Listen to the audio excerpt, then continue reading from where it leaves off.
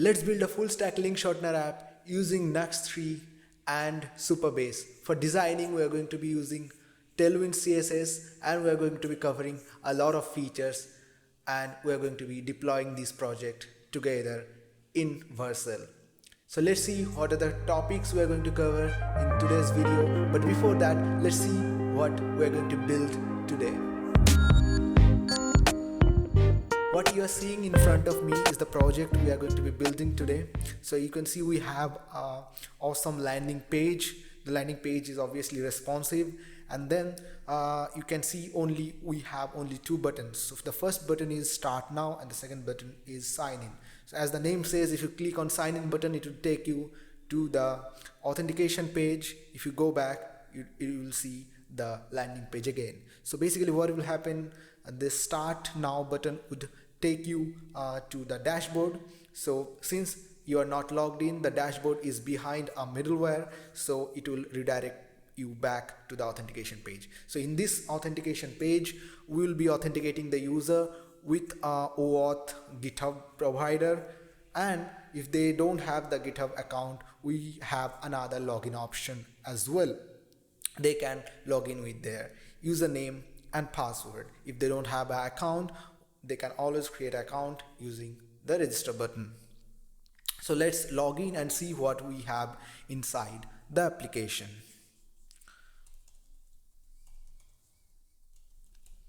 I'm going to put my email address and I'm going to put my password. I'm going to click on enter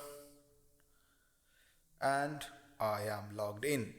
So as you can see, we have a beautiful link shortener form. We have the short keys that is being presented to us before creating the link so that we can customize it in our own liking. Then we have the previous links, whatever we have created. And another interesting thing, we have the statistics as well. I mean, how many people clicked on your link. We have all those statistics. So let's create a short link and see how it's working. So I'm going to create a short link for this repository.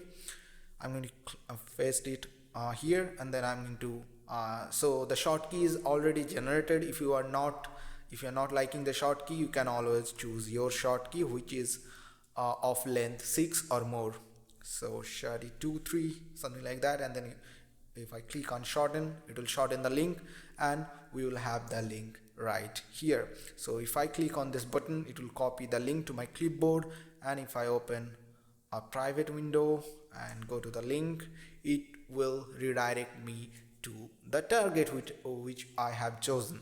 Okay, so while it is redirecting me to that particular target, it is also collecting the information of the user, and it is logging in your database. So if you are using this application, it will also track how many people are clicking on the link and from where they are clicking. It will also log their IP address. It will we'll also see how we can extract the location information from IP address using MaxDN database, and all those things we are going to learn in today's video itself.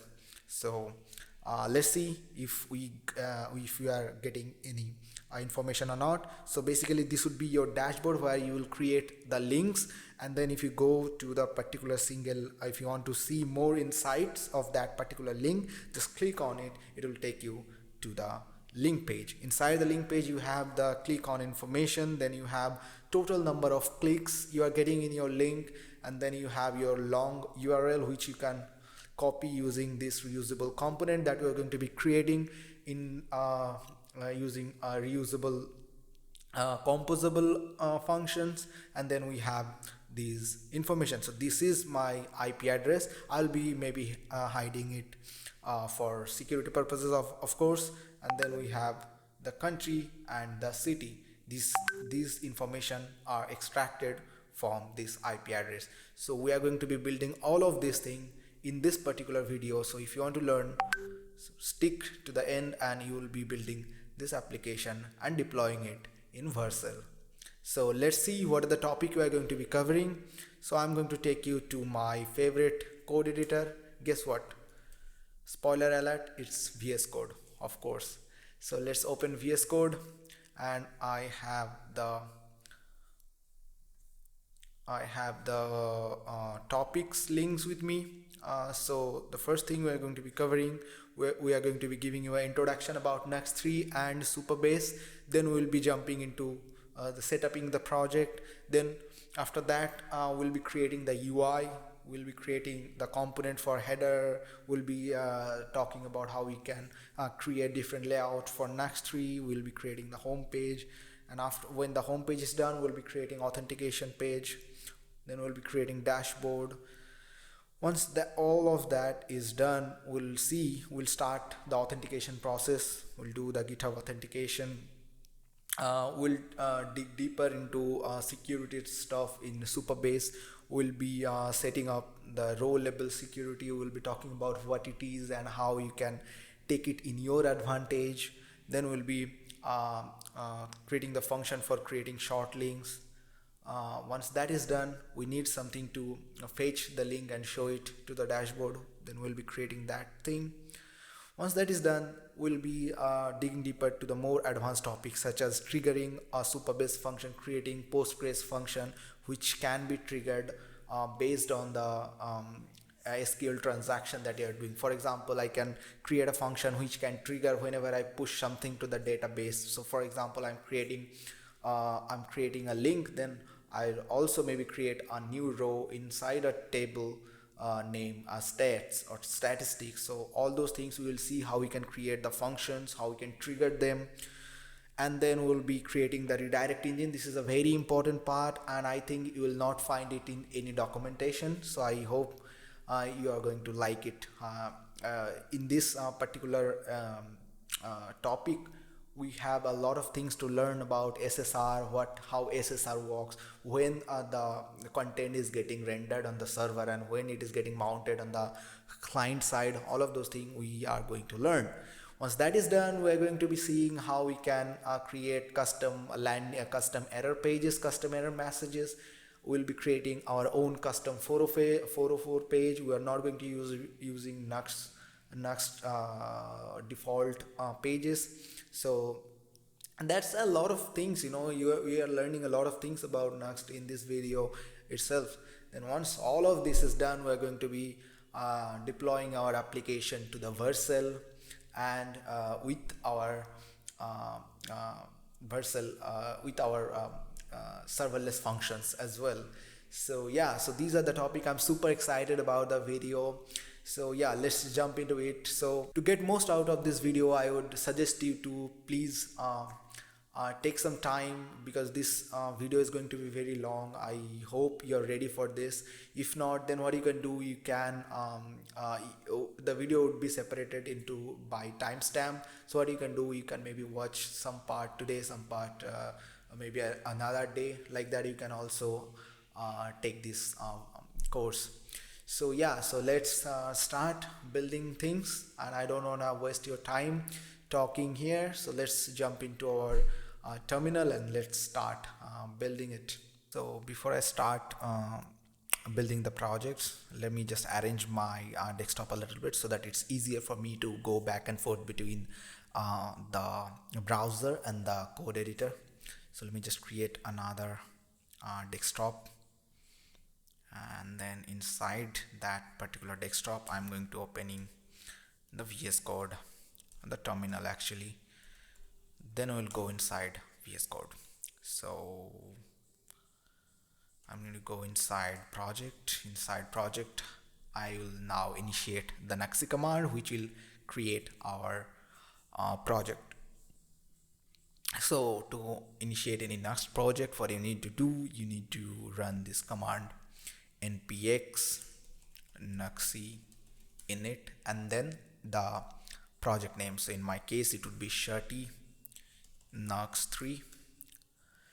Then I'll click on enter. It would initiate the command and it will create the project. So that is done. Now let's go inside that folder, Shirty Nuxt 3. Let's open it up in our code editor. So I'm a little bit biased here. I'm going to be using VS Code. So if you see, if you are going to following with me, then I would recommend you to using VS Code. And if you are someone If you're pro,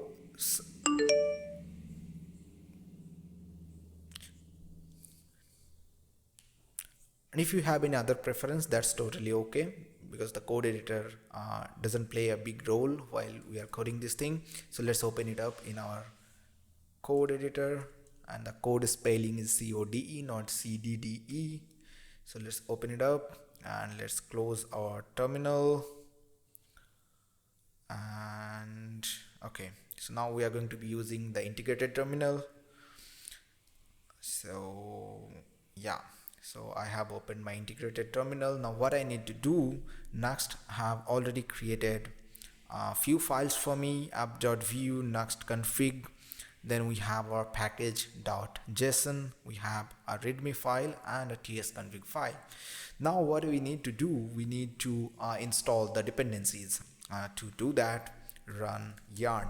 If you are using npm, then in that case run npm I. Since I am using yarn, I will just run yarn. So once you run that command, it will install all the peer dependency for that project, and it will put all those dependency in node modules. Let's wait a little bit. Since you're waiting, what you can do, you can like this video or maybe subscribe the channel if you are not already. Okay, so our project is now set up. Now what you can do, we can run yarn dev. So this command would start a development server for us. I'm going to minimize this window a little bit so that I have more screen real estate for the code. So yeah, so it is running. Let's open it up. Localhost 3000. I'm going to close this one and the GitHub repository as well. So as you can see, we have our Nuxt project. Now we'll get rid of this thing. Okay, so let's do that. So we'll go here, we'll remove the Nuxt welcome component given by the Nuxt. So I'm just going to write h1 and then hello world. Okay, go back. So we have our hello world. So now what I will do, I will install a few dependencies that we're going to be using for designing. So for designing, I'm going to be using TailwindCSS. So I'm just going to quickly go and install the TailwindCSS. To install TailwindCSS, I'm going to take a new window from here. Just click here. It will add a new terminal. Inside that, I'm going to be writing yarn add. I'll add another flag for to add it as a dependency, a deb dependency, and then I'm going to write Nuxt.js slash TailwindCSS. Enter. Made a mistake, so it would be capital D. So once I do that, it will install the TailwindCSS in our Nuxt 3 application. So Tailwind is now installed. Now if I run the application again, and if you go to the browser, you will not see any changes. Why? Because we haven't included it in our Nuxt config. So let's go to the Nuxt config.ts file. Let's take the modules property. Inside modules property, I'm going to write Nuxt.js slash. I'm done with that. I'm going to open the browser again and then refresh, and you can see the font is a little bit changed. It was something different and now the font is looking a little modern. So that means our Tailwind CSS is installed. Another way to verify it is to go and see your terminal. Inside your terminal or command prompt, if you are using Windows, you can see something like localhost 3000 slash underscore tailwind. If you open that link, let me copy that link and open it in front of you. If you open that link, you will see a whole bunch of configuration design system page. So in this page, it proves that yeah, our Tailwind is installed. Now we can move forward with our other configuration. So another thing I would like to do is I would like to install the Supabase. So basically Supabase, we are going to be using Supabase as a database and as a server for us today. So let's open Supabase and see what Supabase is. So as the documentation says, Supabase is an open source Firebase alternative. If you don't know Firebase, so it's basically if you're short on time and want to create something scalable, some database solution where you can just tap into it with your just front end application. So that kind of project Supabase is. So with the help of Supabase, you can create a database, you can have authentication, you can create APIs, and and a whole lot of other things. So let's install Supabase for Nuxt.js. So there is a particular Supabase package available for Nuxt only. So we're going to be installing that. So let's search that in our browser so that we don't install some other library. So I'm going to go to nuxt.com/modules. Inside modules, I'm going to be searching for the database Supabase. So yeah, we have Supabase right here, and then you can see we have the command as well. So let's open our terminal and let's install Supabase. So I'm going to use the same way I have did for Tailwind. I'm going to be using yarn add, then I'm going to use the d flag for installing it as a deb dependency. Then I'm going to be writing Nuxt.js / Supabase. So once I'm done with that, I'm going to create a Supabase account. So let's wait for it to install. So our Supabase instance package is now installed. Now what you need to do, you need to create a Supabase account. To create a Supabase account, just head over to supabase.com.io actually, and then you can create your account. You might ask, is it a paid service? Yes, it is a paid service, but the thing is, the free one would be enough for you to just start a project, because you are going to be getting 2 GB of bandwidth. You're going to be getting 500 MB of database. I think that is more than enough for your needs right now.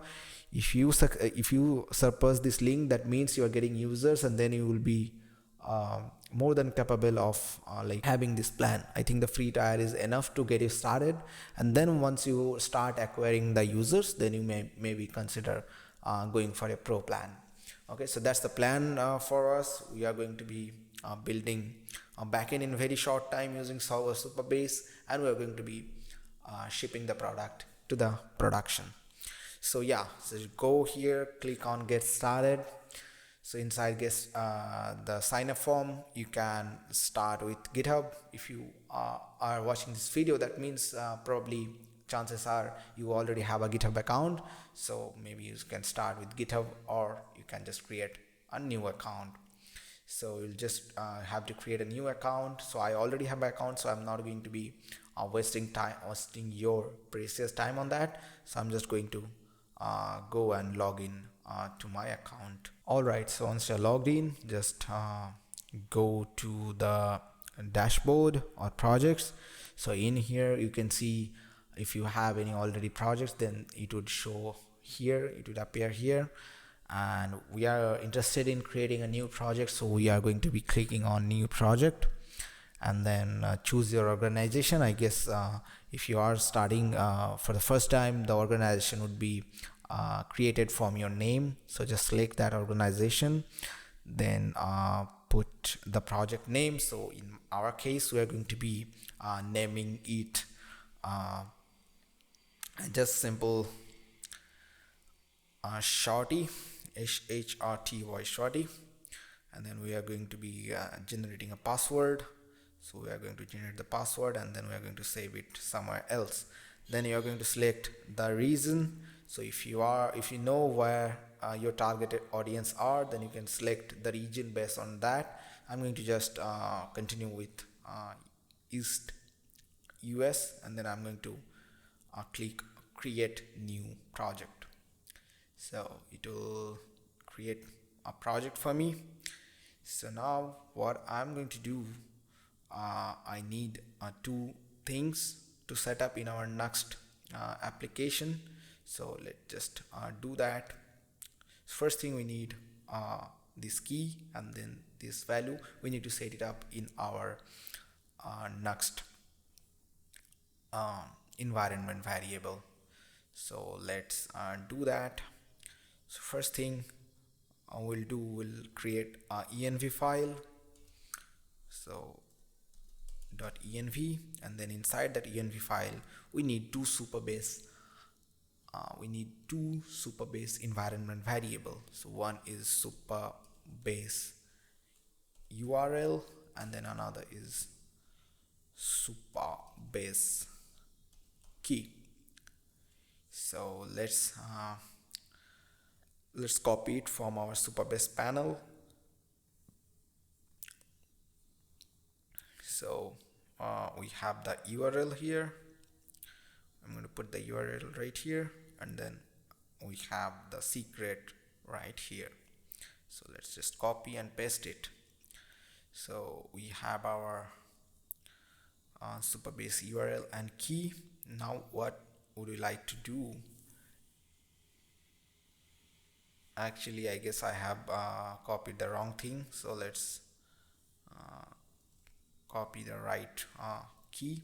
So yeah, that is copied. Now let's add it in our Nuxt config. So basically it is like Nuxt.js slash Supabase. So once we are done with that, what we're going to do, we are going to restart our project using yarn dev, and we are going to start designing our pages. So first of all, what we will do, we'll create the required directories. So that's how I do Nuxt projects. Basically I create all the unnecessary directory, and I would like to use my project. I want my project to scale, so I try to organize everything in its own directory. So that's what we are going to do now. We're going to be creating directories for all of these things. So let's do that. So first thing I'm going to do, I'm going to create assets folder. Then I'm going to be creating a components folder where I will put all my components for this project. Then I'm going to be creating another folder called composables. Another folder I'm going to create for middleware. Then I'm going to be creating another folder for the layout. Okay, and most of all we need another directory to put all our pages. So in this application we'll be having several pages. So we'll be having dashboard, we'll be having the authentication pages, we'll be having the single dynamic page for each link. So we're going to create a new directory called pages. So yeah, so we have all this directory set up. Now what I'm going to do, I'm going to delete this app.view file, because I don't want my apps to start from this file. So what I'm going to do, I'm going to be creating a default layout which would be default for every pages. So default.view, I'm going to go inside that particular layout, and then I'm going to be start writing some view code there. And inside that I'll take a div, and then I'll take a slot. So what it will do, it will render this page by default, and if we have any pages, if we are requesting for any pages, the Nuxt will route that page, mount that page inside this layout. Let me just show you what we have right now. inside our browser. So you can see we have this thing, right? So let's create an index page, index.view, and let's give it a template, and then inside div I'm going to write index page. So save it, and then inside that you can see we have the index page. If I can pull up the inspect element, you can see we have one div, and that inside that div we have our next div, and inside that div we have the index. So what is happening here? So it is getting mounted, the page content is getting mounted inside our default layout. So that is what happening here. That's what we want. So we have our index page. Now let's start designing it. So first thing I'm going to do, I'm going to be building the app bar. So let's create a component inside the components folder and call it appbar.view. So inside that I'm going to take a script for later. I'm going to be setting the language to TS because I love TypeScript, and then I'm going to be taking a template. Then inside that template I'll be designing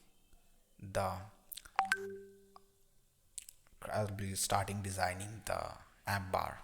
So basically let's start doing that. So first thing I'm going to make it fixed, and then I'm going to be giving it a background color as black just for now to see what we are getting. We are going to be stick it to the top. From left we are going to be giving 0, from right we are going to be giving 0 again. So once we have all of this thing, I'm going to be giving some border from bottom, and I want the border to be white by 20. So let's see what we have.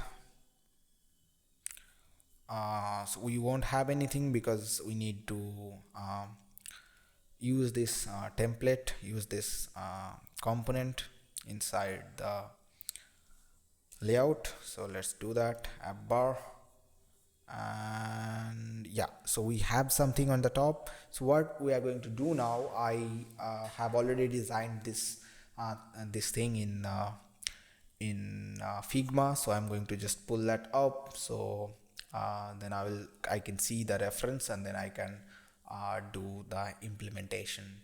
So yeah, if you need the Figma file, the link would be in the description or maybe inside our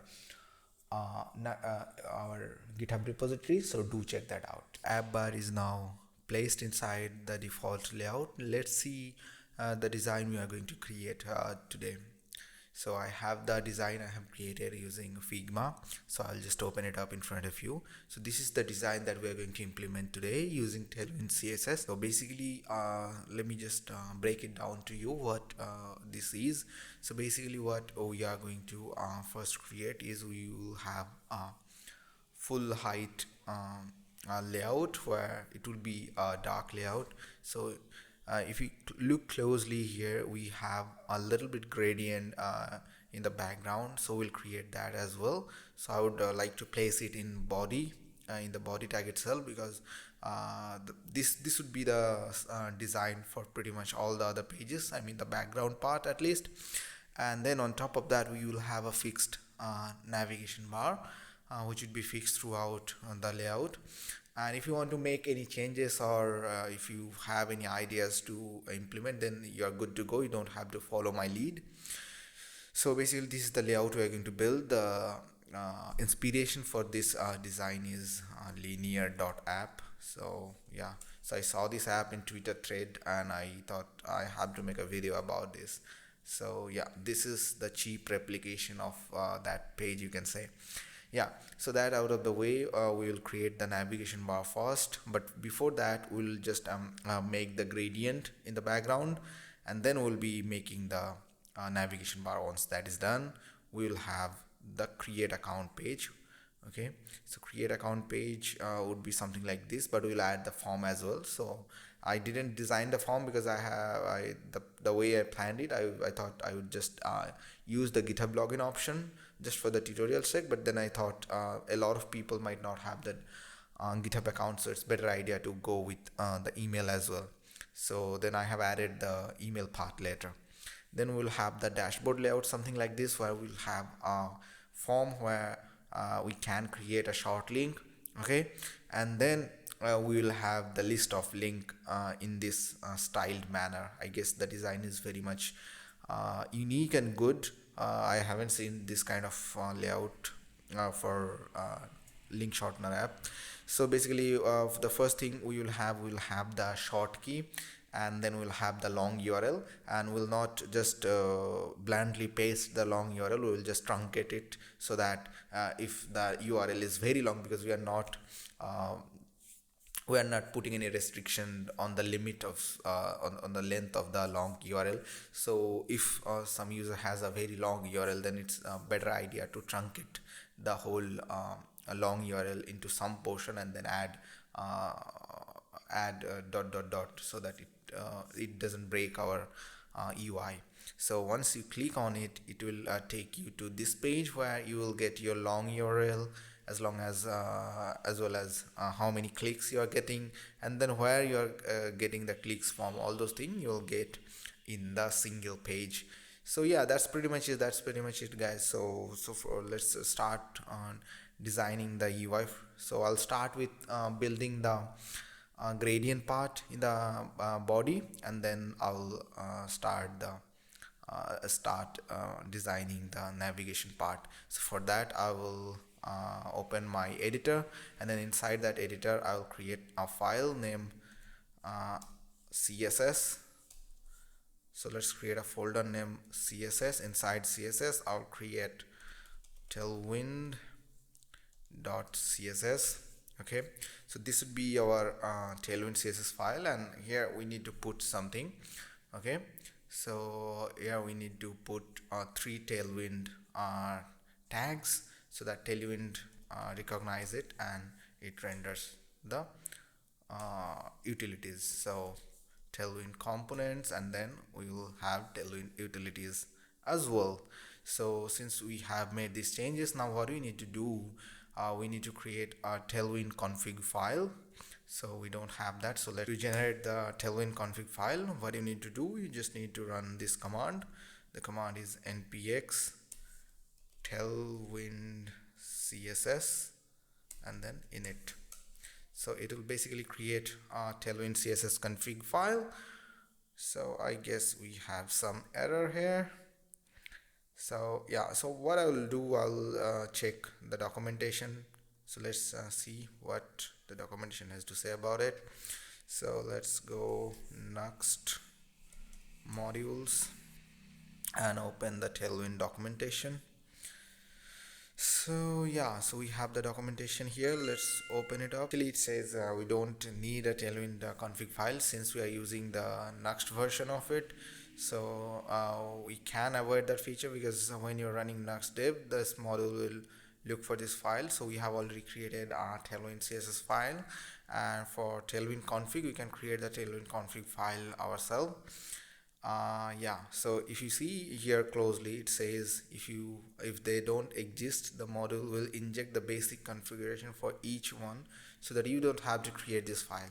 So basically what it's saying, this file is not mandatory. So if you want to create one for your custom configuration for color code or something like that, you can do that. If you don't, then you don't have to do that, because Nuxt is going to inject some config code for you. But what I like to do, I always like to create the config file. So I'm just looking for the command.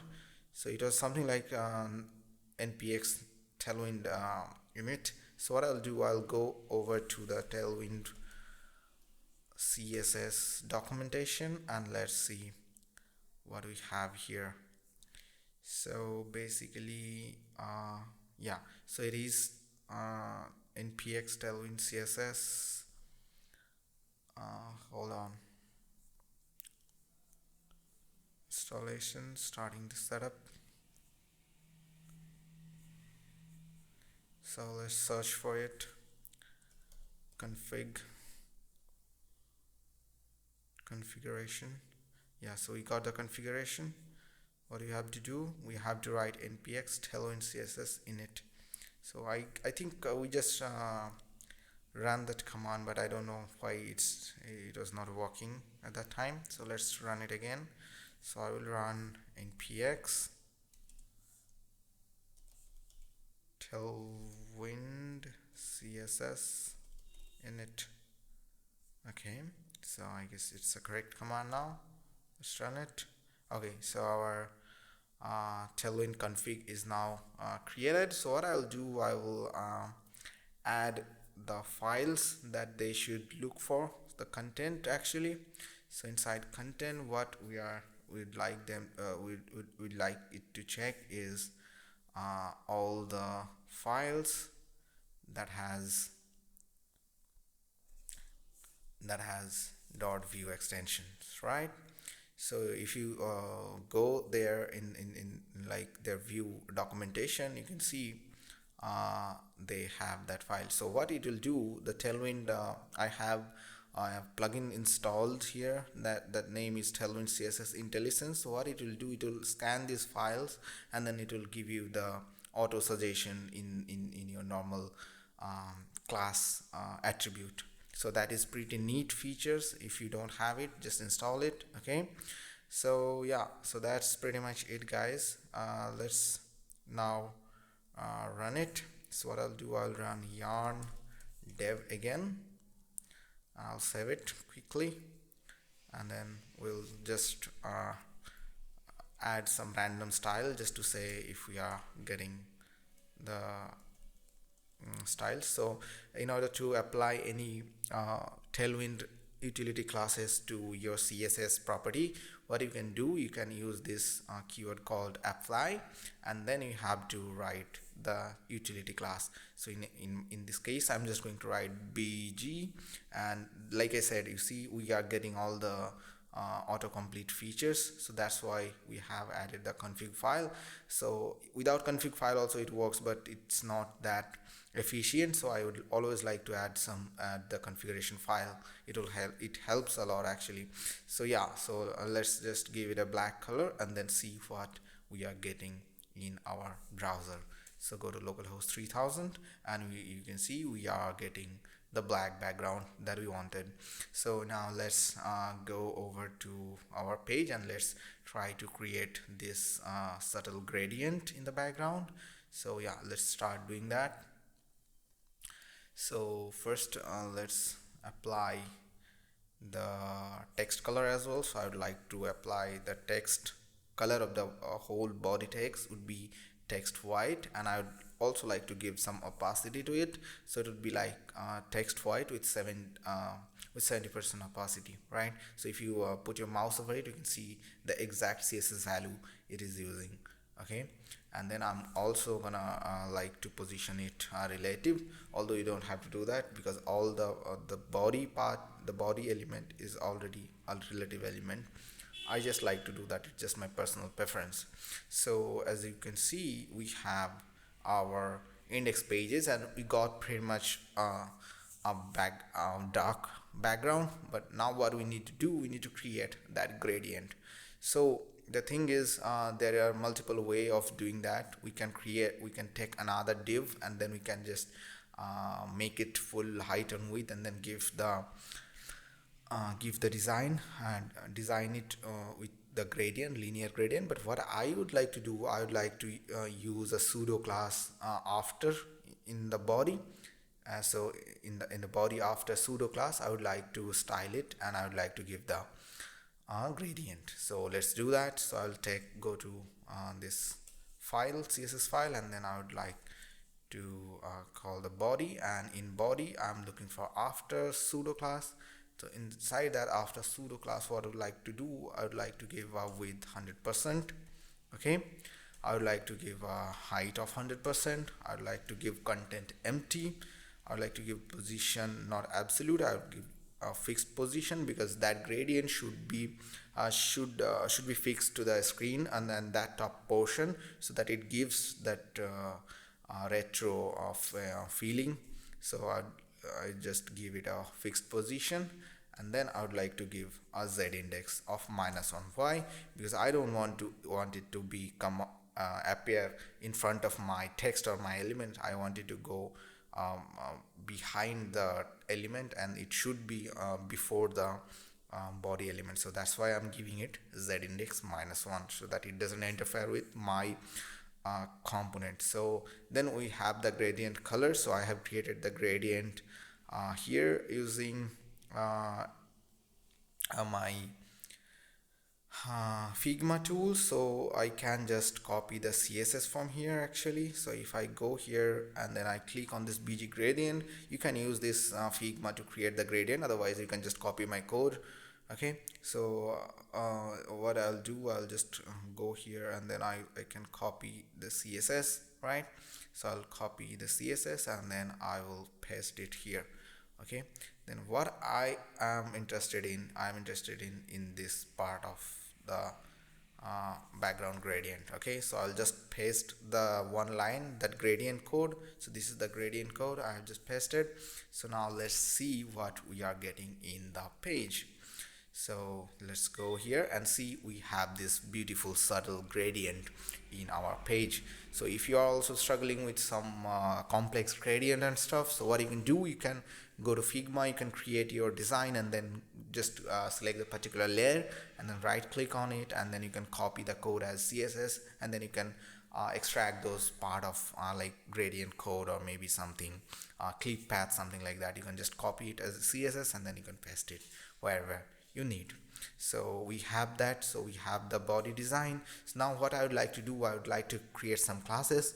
For example, the container class, that class we need very much in everywhere in our application. So let's create a container class. So what is container basically? So if I turn on, if you can see the screen correctly, you can see we have some padding from left and right. So this whole box, imaginary box, you can call it a container. So I'd like to create a container first. So I use it in all my projects. So this is the first thing I do. I go to my TainwildCSS file, I create the container, I create some utility, for example button, and few type of buttons, I give the form styles. So that kind of thing I do first. So let's create a container class. So container, I'll use it later, then you can see why I'm using it. Okay, then what I'll do, I'll tell apply maximum width of 5 XL, right? And then I'll also make it center from left and right. So I'll give margin X auto, so it will be center aligned. And then I will also give some padding from left and right. So from left and right it would have some padding. So I would give the x-axis of padding of 5, and then I would make it like this. Okay, so we have our, so I guess I have made a mistake. The container spelling is wrong here, so it would be container. Okay, so we have our container, so we'll use that very quickly in the navigation app bar itself. So let's go and design the app bar. So let's open the app bar.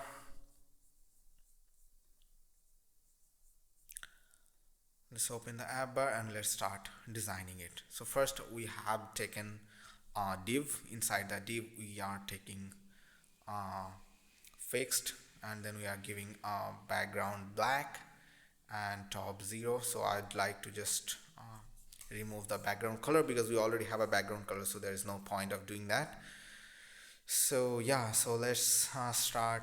Let's have a nav tag. Inside the nav tag we'll take the logo of the website. So I'll take a Nuxt link.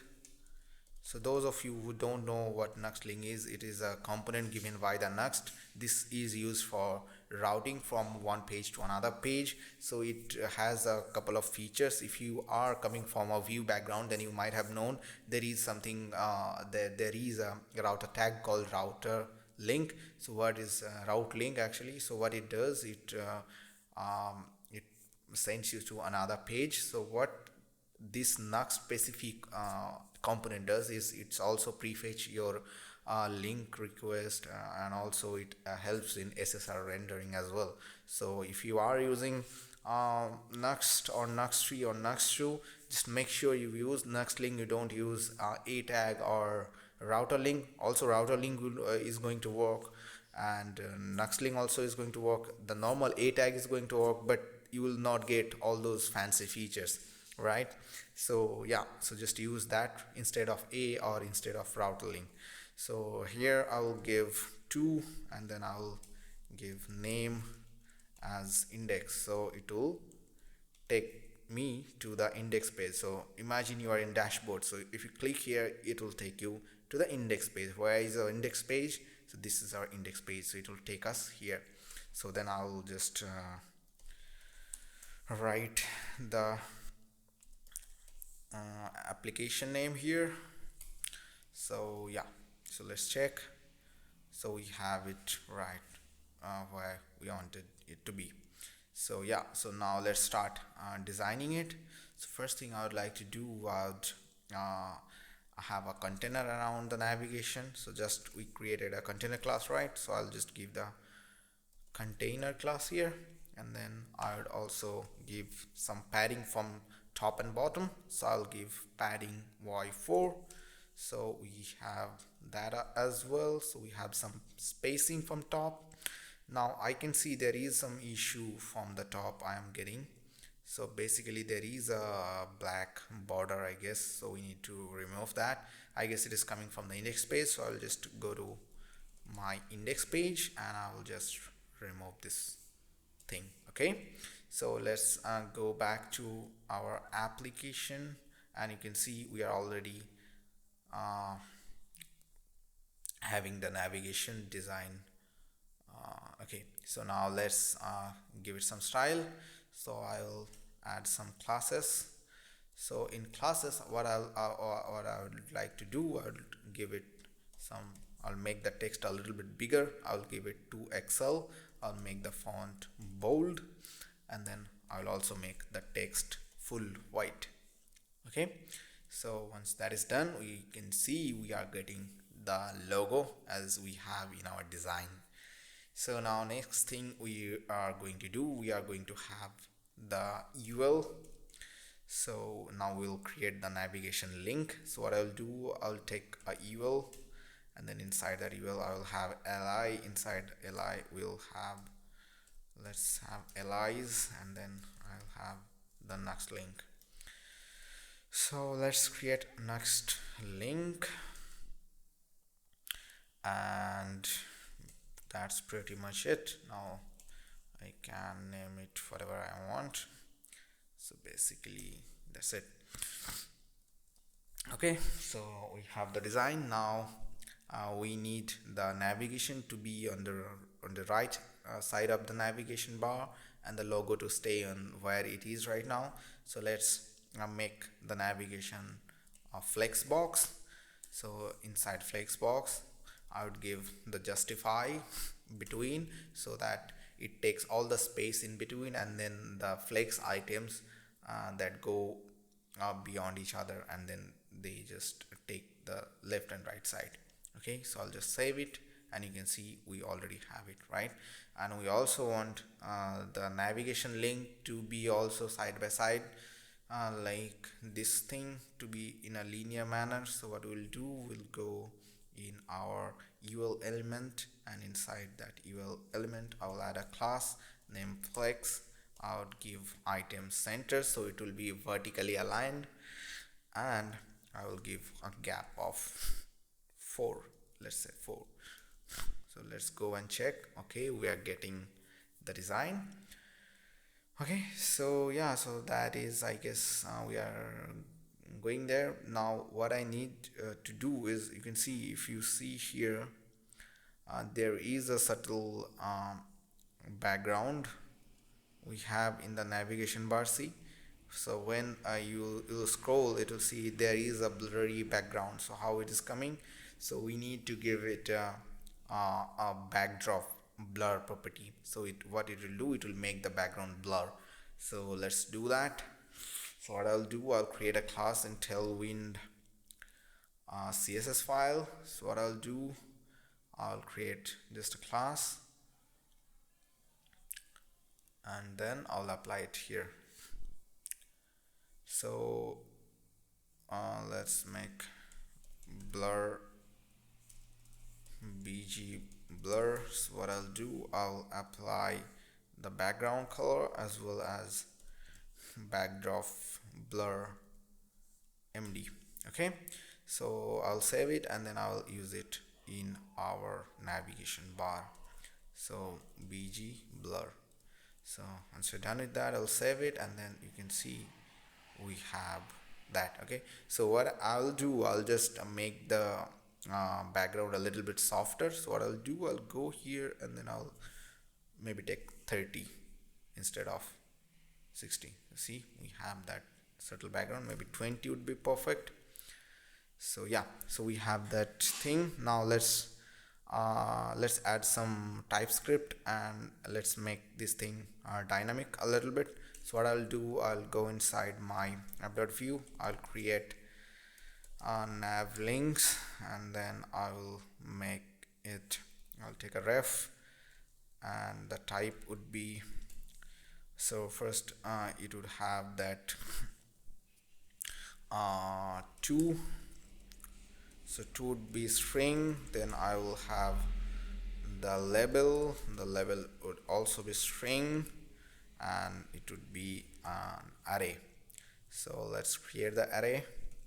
So inside that we'll have 2. So first one would be this one, then we'd have the label home, and the second thing would be, so let's see what are the links we have. So I'll go to the website itself. So we don't have anything, but for just reference I'll just create 2-3 links so that you can just get started with it. Okay, so about and contact are fine. Okay, so yeah, so nav link, so I'll take a for loop here. So v4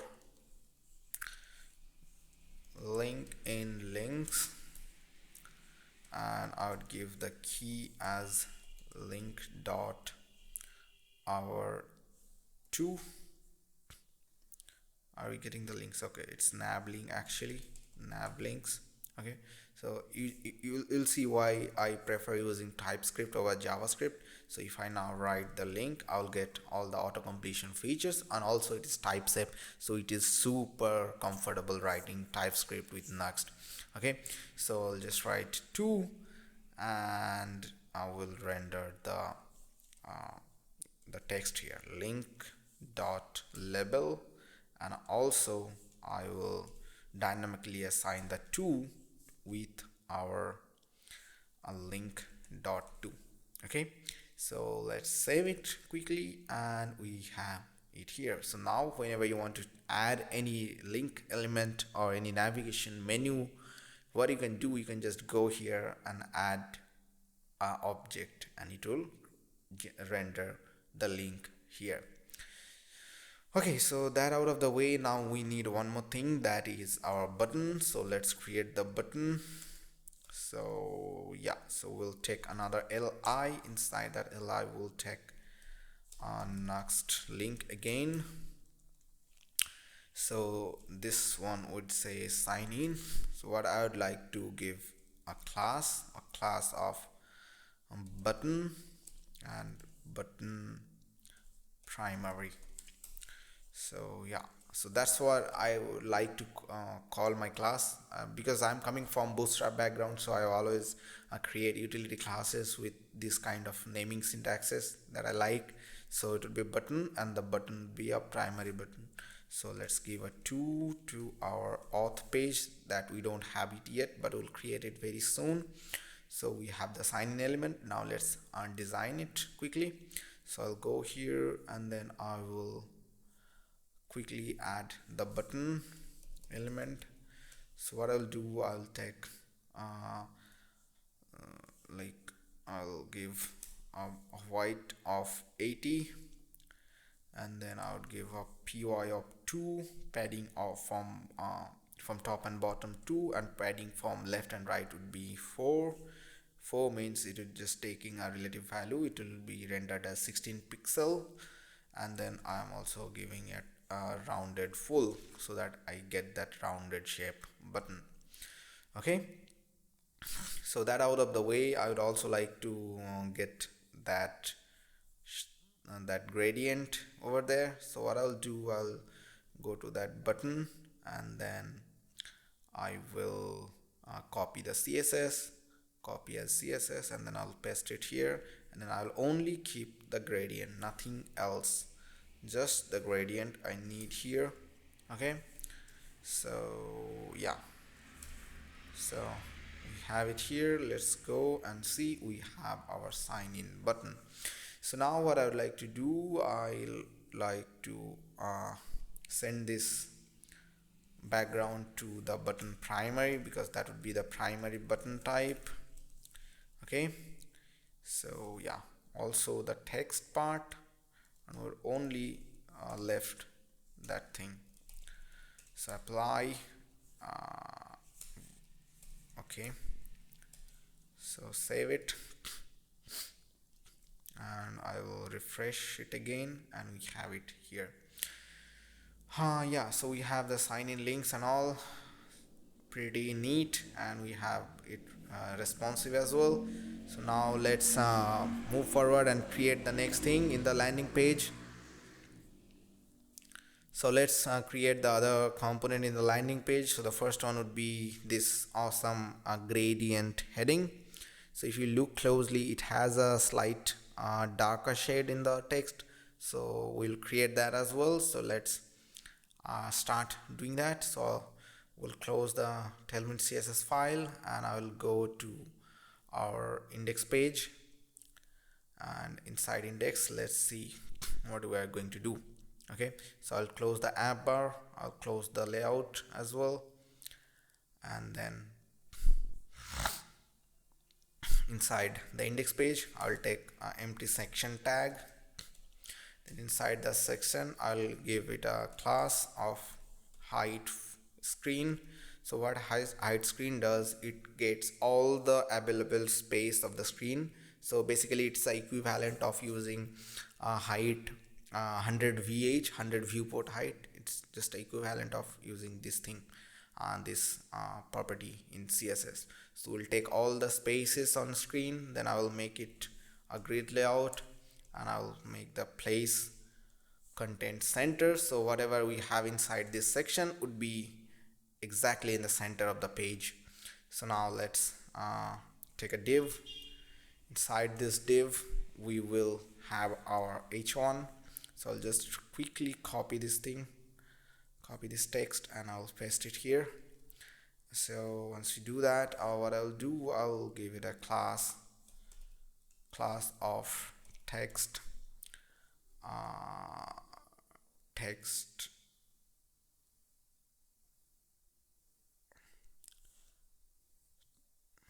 so I'm thinking what class should I give. So maybe text 5xl would be perfect.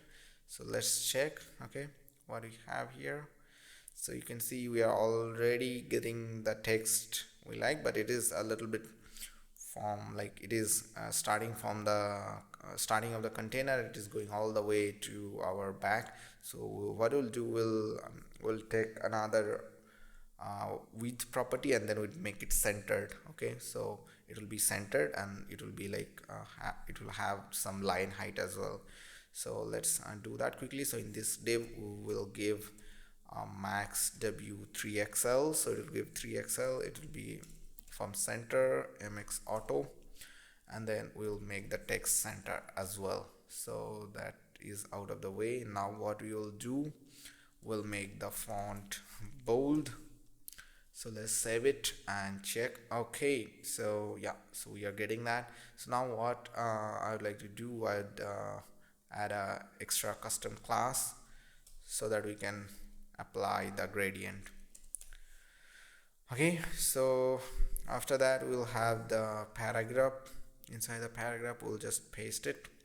this simple thing, and yeah, so something like that. Okay, so yeah, so let's give it a some spacing from top and bottom.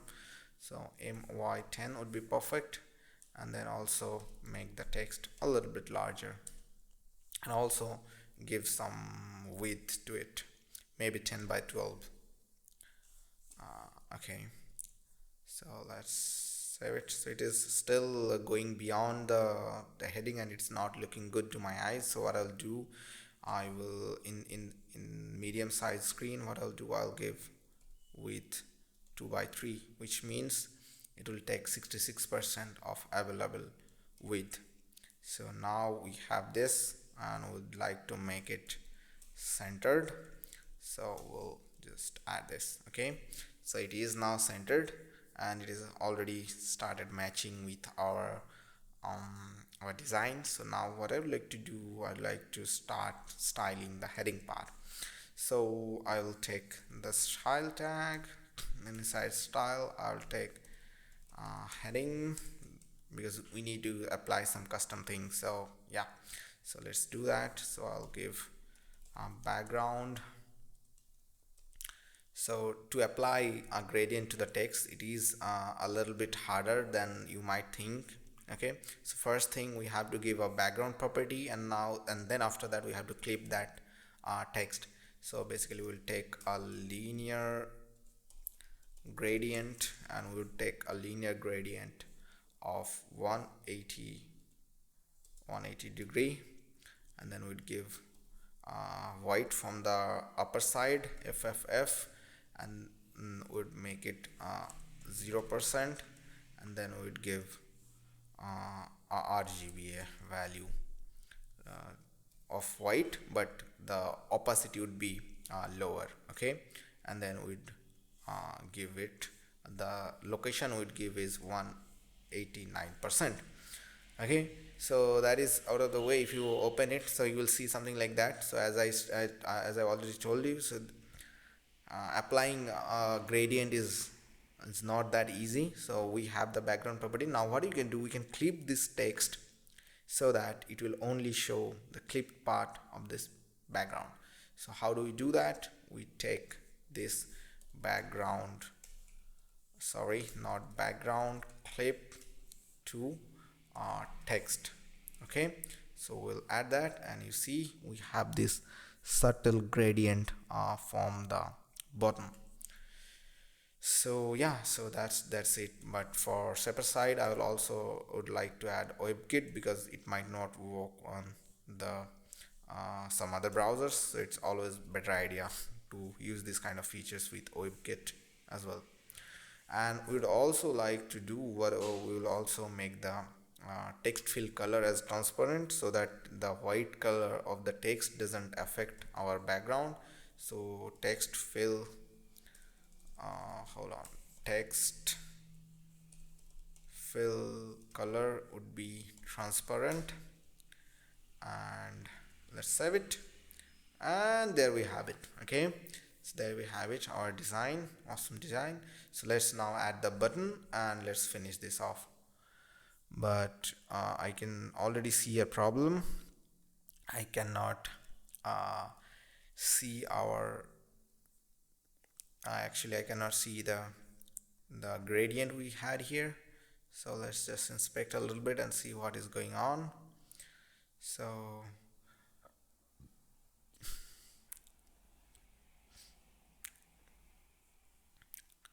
in body after, we had this, and we had this gradient. So let's think about it, what went wrong. So if I remove this thing, this whole thing, if I just remove this whole thing and then try refreshing, are we getting anything? No. So then maybe there's something wrong with okay, so in the body, are you getting the style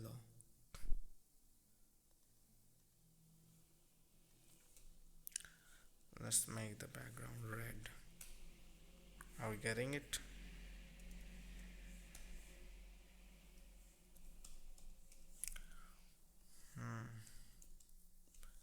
Let's try one more time. Okay, there's something wrong with this thing.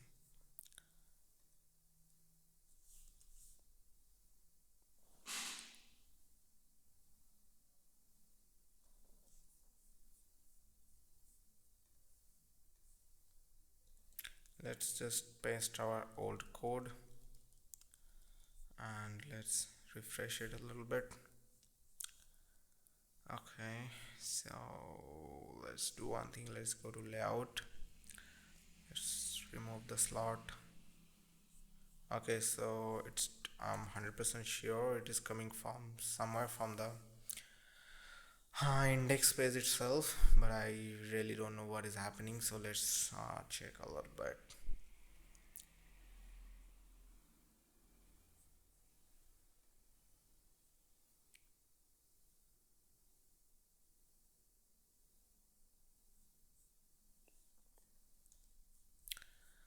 Let's add the slot back.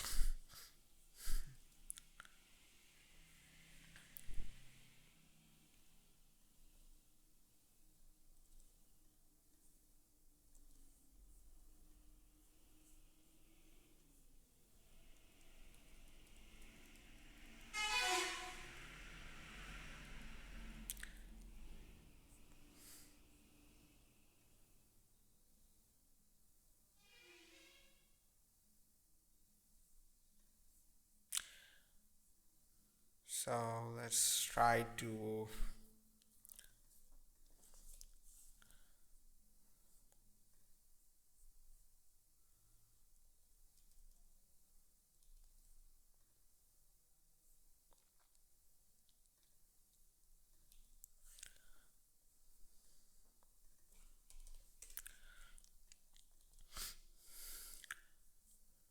okay, so our gradient is not working, so let's find out what is going on.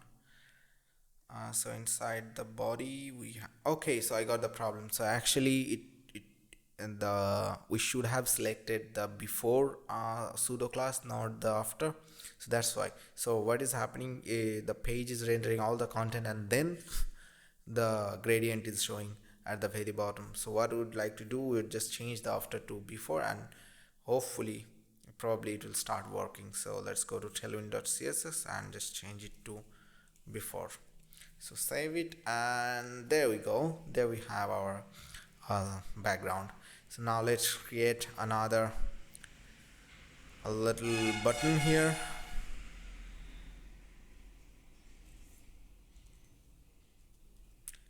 So let's create another button. So what I'd like to do, I'd just create another Nuxt link, and what the title we have here, short now. So let's give it short now, and we'd like to send this to our dashboard. So name would be the dashboard.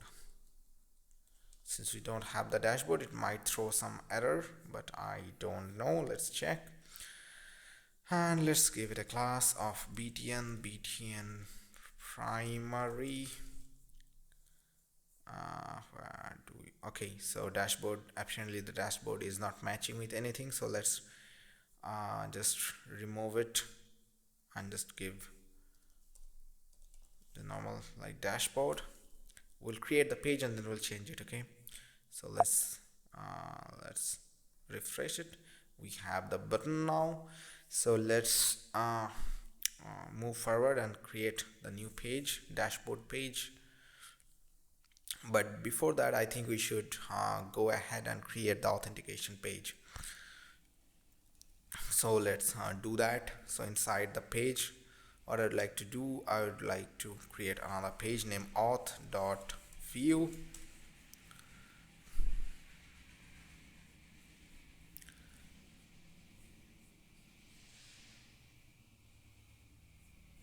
So inside auth.view, I would take a script. I'd give the line language TS and setup. Then I'll quickly add the template.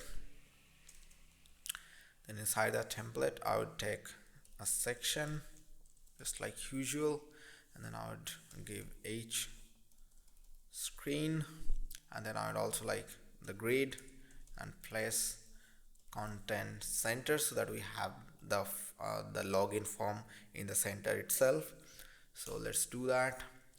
And then would inside that I would take the container. Remember we had created a container class which would be used everywhere, literally everywhere in our pages.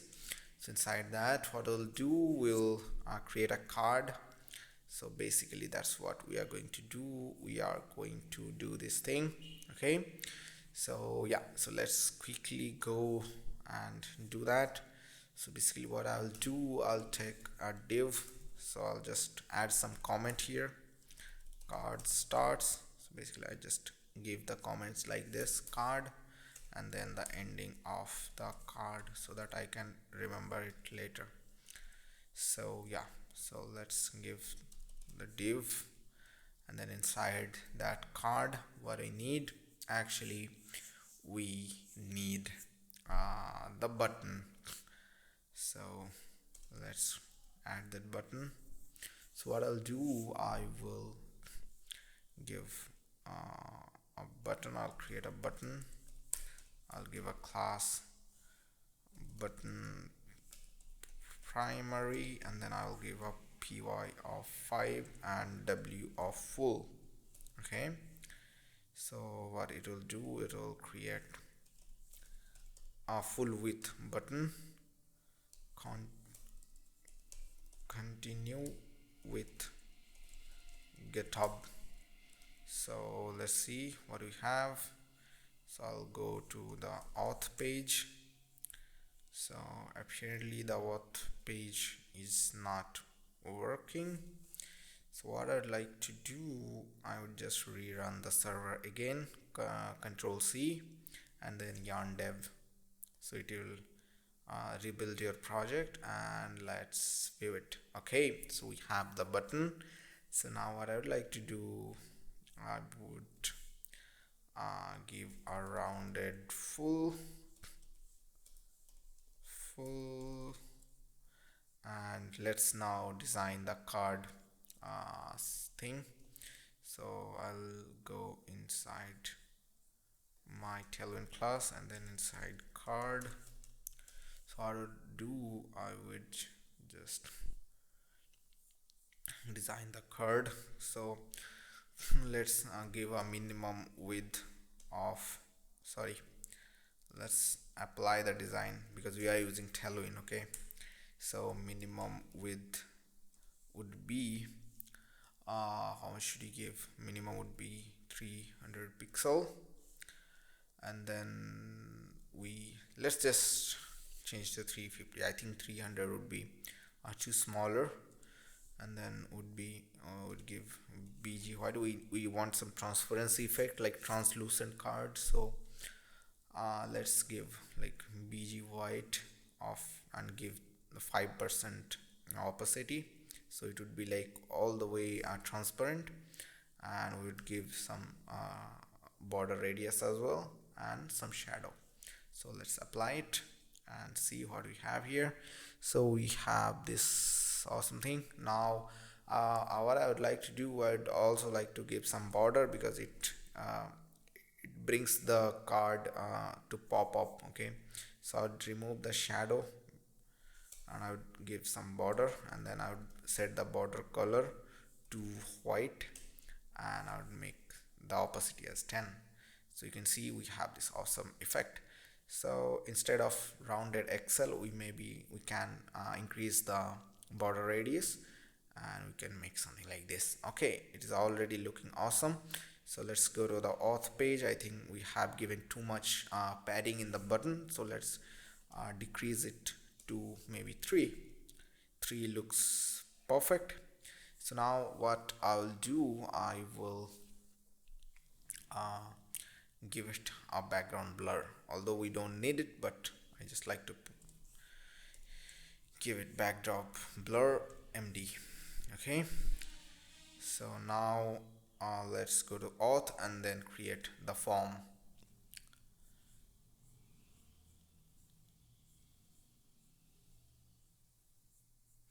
So now let's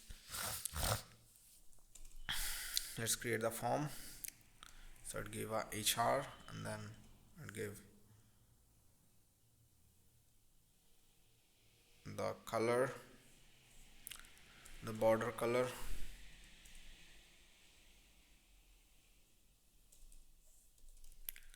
The border color would be, I'll give just white of 10. So border, so we'll have this divider right here. And so what I'll do, I'll just give some MI from 2. MI 8 would be good, I guess. Yeah, it is giving us the kind of separation. So now let's start creating the form. So we don't need any actions. Inside form we'll have the div. Inside div we'll have label for email. So we'll have email and then the input would be email and would give the ID email. Okay, so we have the email. Now let's duplicate it and make a password field out of it. So password type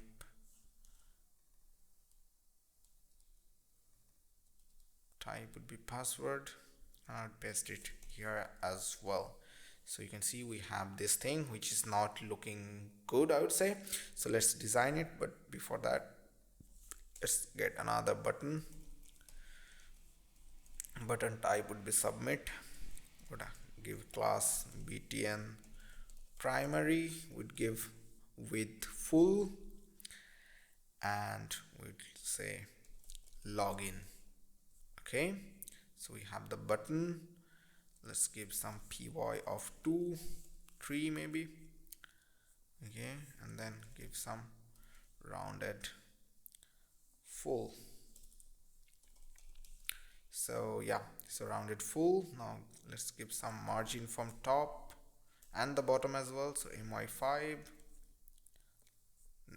I guess we should just give the margin from top. Okay, now let's start designing the form element.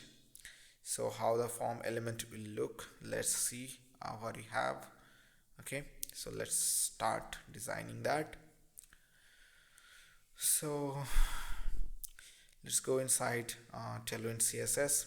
I would like to collapse this left bar so that I can focus on code. I'd also like to decrease this panel. So let's select the input type text, so input, and then I would like to type and select the type of text. Okay, I'd also like to select input with a type email. I'll also select input type password, and then I would apply some CSS to it. Tailwind I will classes to it. So first thing, w full. Let's see how that looks. Okay, so it's looking kind of cool now. So I'd like to give some py of 3. I think it's too much, so let's give py of 2. That is also too much, I guess. So yeah, py of 1 and px of 2 maybe. Okay, and let's give bg transparent. Okay, and let's give some border around it. Cool. Border white 20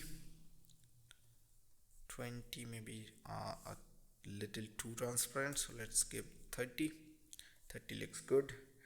So what I'll do, I will give some margin from top and bottom. So margin 2 looks good, I guess. So now it's time for the button. So I'll select form and label. So label can be used somewhere else as well, so I just like to select all the label that is inside the form, and I would like to make the text smaller. So text sm would be for the text small, and it's already looking good. So I'd like to remove it from here, and then I would give some mb1. mb1 looks kind of nice.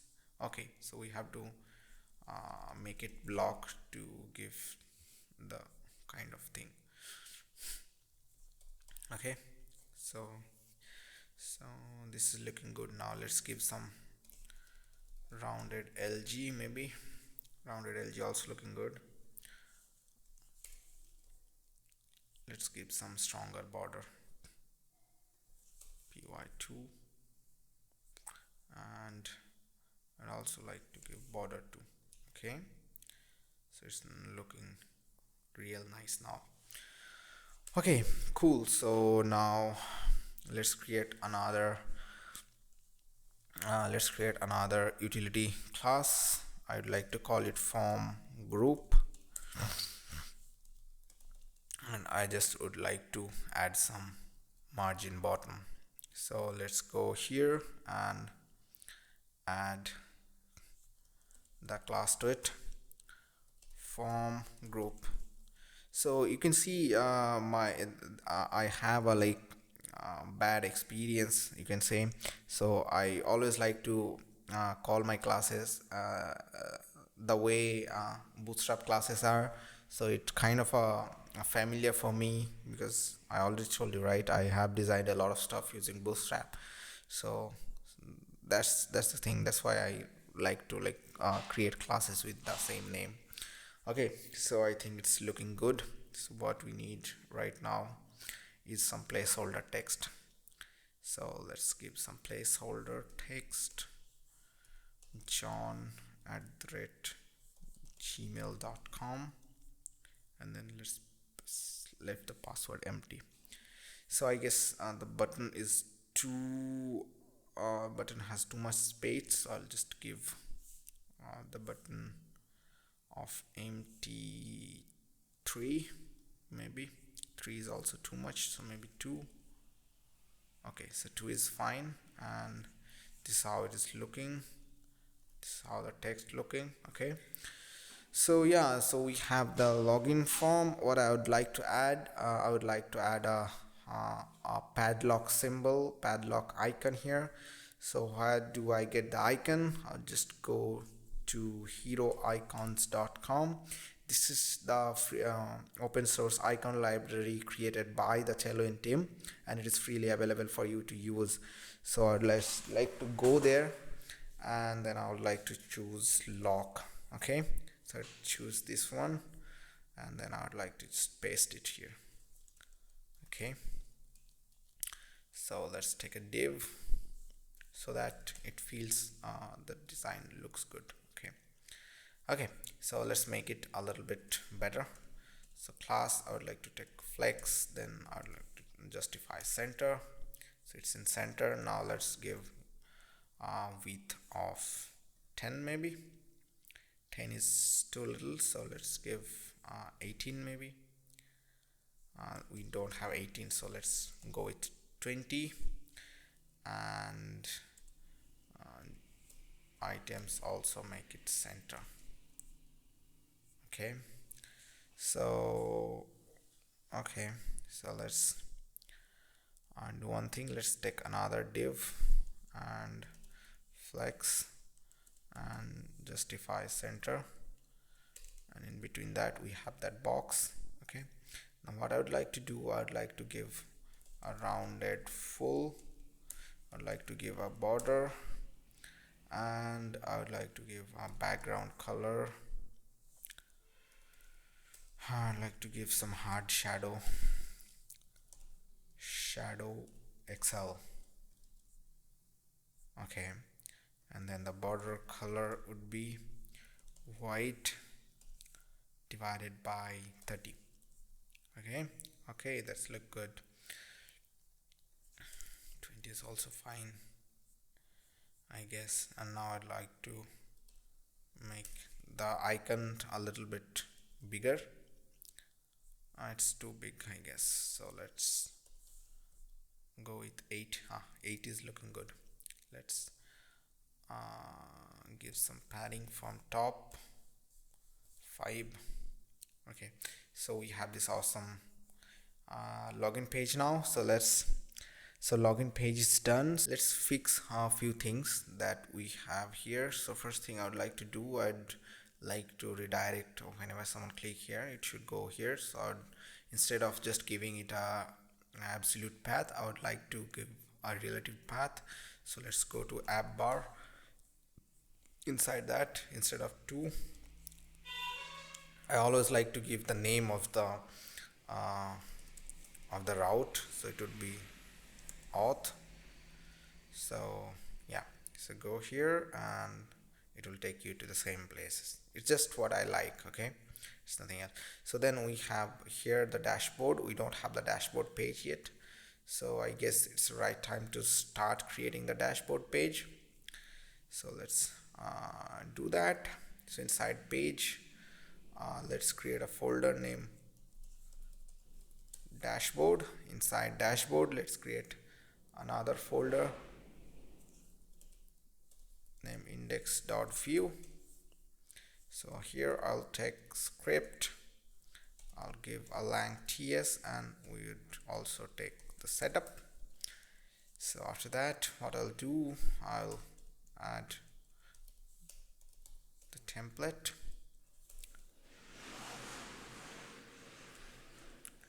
So inside template, again we'll take a section.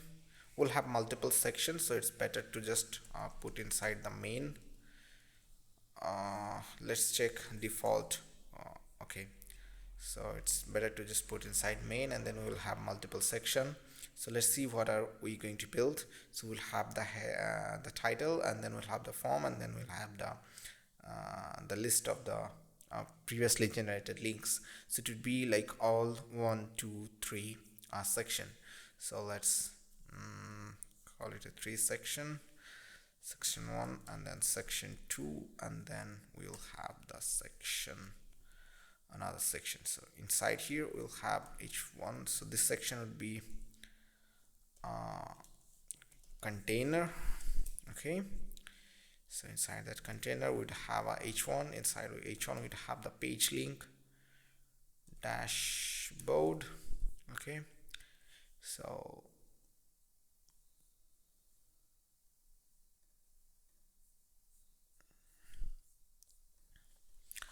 let's see if we are getting the dashboards page. So I'll click on start now. Okay, I would have to restart the server again.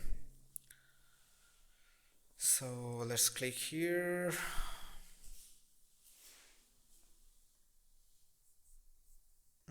No response. Dashboard index.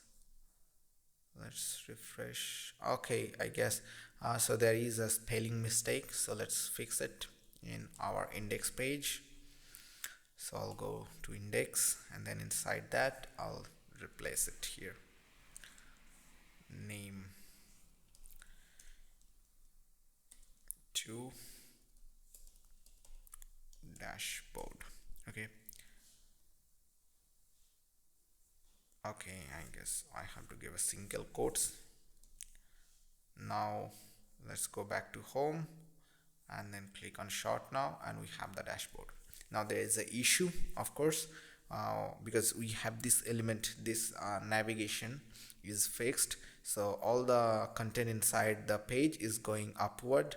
So what I can do, I can give some padding on top of the main, and then it would come up to the screen. Okay, so let's go to the dashboard page inside the main. What I'd like to do, I'd like to give a class of pt, maybe 24. Let's check with 24, and we are getting that thing. Okay, cool. So now let's give some style text, maybe 2xl, Then I would like to make the font bold and full white, because this is a title, right? This should appear correctly. Okay, so we have the dashboard now, and the second thing would be the form. So form also will have a container. It will also be a container. So inside the container we would have a card. Remember, we'll have a card. Inside the card we'll have the form. So we'll remove this form action. So let's see. Okay, we have the card already. Now what I would like to do, I'd like to give some padding from the top. So margin from the top, actually not padding. So I'll give a padding of 10. It's looking good. I'd also like to increase this thing to maybe 28. Okay, 28 is perfect. So now inside the form, what I'd like to do, I would have only two fields. Okay, we'll have two fields and one button. So yeah, so let's do that. Take just normal div. Inside that div will take a label and input as well. So label for long URL, and we'll have another for a label for short key.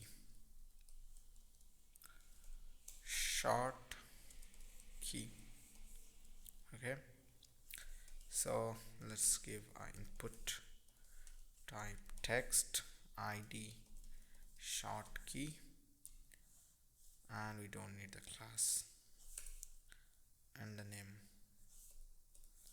So okay, so it is looking something like this. So let's make it side by side. So what I would like to do, I'd give a class. So let's take another div instead. Let's take a flex box. Inside flex box it would be all centered aligned. So what I'd like to do, I'd like to justify between, so it would take the space between. So whatever the spaces available in the box, it would take equal spaces. All the element would take equal spaces. So you can see like that. So what I think would be the perfect one, to just not give any spacing and just give some spacing, like gap 5. We'll just give some gap. Okay, now we'll have our button. Button is very important, so let's also wrap it inside a div. I don't like div, so let's just give some button here. Button, then class, I would like to have button primary. Then we would also like to have py of 2, and we'll make it let's just check, rounded LGXL maybe. Okay, so let's check. Okay, we have to give a text. Oh, it's looking good. So now what I'll do, I will give each of the thing their own width. So I'll take width, I'll tell width 4 of 10. Okay, then from here also I'll take 4 of 10. So 4 of 10 is basically nothing. Oh, I guess we don't have 10. So what we'll do, let's take 12, and then 5 of 12. So it's 41%. And then 5 of 12 for this as well. And then for the button, would take the remaining of 12. So it would be like 2 of 12. So let's save it and let's check. Okay, so we are getting something like this. So instead of just giving it like this, what we'll do, we'll wrap it inside a div, and then we'll give that div the remaining space. So w 2 by 12 and something like that. Okay, so now let's do one more thing. Let's align it properly. items and okay, it's looking good, but I think I have to fix one more thing. Yeah, it's looking good. Now instead of LG, let's give LG. Okay, it's looking good. Okay, so we have the form basically. Now what I would like to do, I would like to make this form clickable. So if you now click it, you can see the page loads. We'll take care of that later. Okay, so we have that design. Now it's time to move forward for the next thing. That would be to showing this links. Okay, so let's do that. It would be easy because we already have all the ingredients for designing that section. We have the card, we have the container, we have the button, so it wouldn't be too much of pain. So what I would like to do, I think it's a perfect time. We should create a component, and we should outsource some code to some different component so that it becomes more easier for us to manage. So let's go inside components and then create a link form component. Okay, I don't want to put all the logic in one page. That's the goal, to create component and make the things reusable. So let's say if you need the form to maybe in the index page in someday, let's say your boss tells to just put the form in the index page. Okay, just a weird request, so you can just render the tag in the index page and bam, that would work. So let's just create the component. So inside component, I'll take link form dot view. Inside that, I'll take template, and that would be our this card. Okay, so that is done. Let's render the link form. So see, we have the form, and now we can use this form as much time as we want. So you can see, right? So that's the point I would like to do. So let's do some cleanup, and now let's start creating the link component. So to do that, let's take an empty array. Okay, let's take an empty array, but instead let's not take an empty array. We'll just create a loop out of it. Okay, so from the section, it would be container. It would have empty of 10. Then what we'll have the card. So in link form also we had the card. So now what we'll do, what we need, actually we need two separate section. This would be the information and this would be the button. So let's take one div. This would be the info. Just for our understanding, I'm marking it as card info, and then we'll have a button. Then the button would have the class of btn primary, and then we'll have a py. Instead, let's give it a width of 32, height of 32, and grid, and place content center, and inside that let's give icon. So for now, let's just give C so that we can see the design. Okay, so it is too much, I guess, so let's settle with 20, I guess. 20. Okay, 20 looks also too big, so let's 12. Okay, 12 looks good. Now let's give some border radius. So let's make the border radius full so that it appears round. So to get the icons, I would again go to the hero icons, and then I would search something for like copy. So this is the icon I got, copy.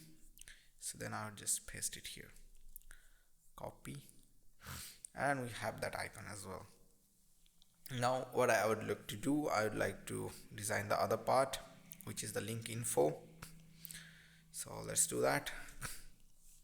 So first thing, we'll have a big title where we have the short key, and a short key is a minimum length of 6 characters.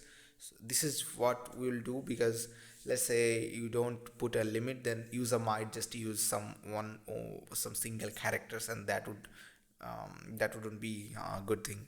So let's just take some random keys, for example, just some random 6 letters. Okay, so then we'll have the long URL. So a very long URL. Okay, so let's see how it is looking. Okay, so what I would like to do, I would like to give a class. I would like to make it, I would like to change the color to text amber 500. You might ask what this class coming from, where is this class coming from? So it is coming from the Tailwind class.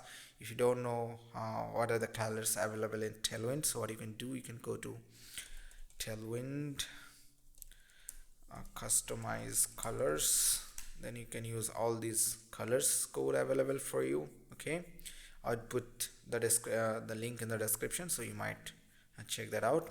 Okay, so yeah, so this is the color code.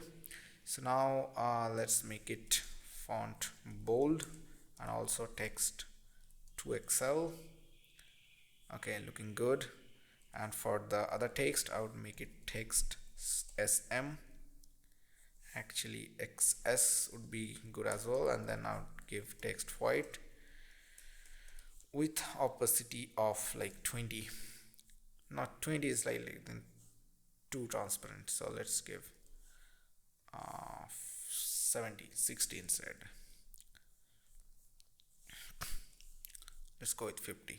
Okay, 50 looks good. 40 will also work. Okay, so now we have to make this align correctly. So how do we do that? We'll have to make the card as flex. So it is now aligned. Now would like to give, so would like to give the justify alignment, and would make justify between, so the element would be apart from each other.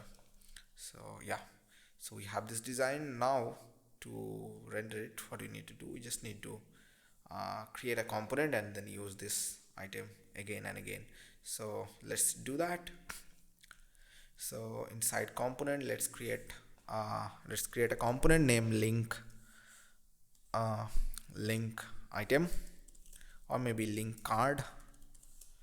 Link item sounds good. View, and then inside that we will copy this whole thing and we'll put it here inside template, all right here. Okay, so now we can use link item. Okay, and it will hopefully work. Okay, so our component is created. Now let's see. Okay, so we have the component. So I think it's good or time to use some props in the link item, because the thing is, we will we'll request all the data from the database in this page, and then we'll put it then we'll send it to the component. So it's better to create some props so that we can change these items from change this data from the page itself. So let's take a script, and then lang would be TypeScript, and then setup. Then to accept props data from the parent component, what we'll do, we'll take define props composable, then inside that we can define the prop, but since we're using TypeScript, we can define the type as well. So here we'll have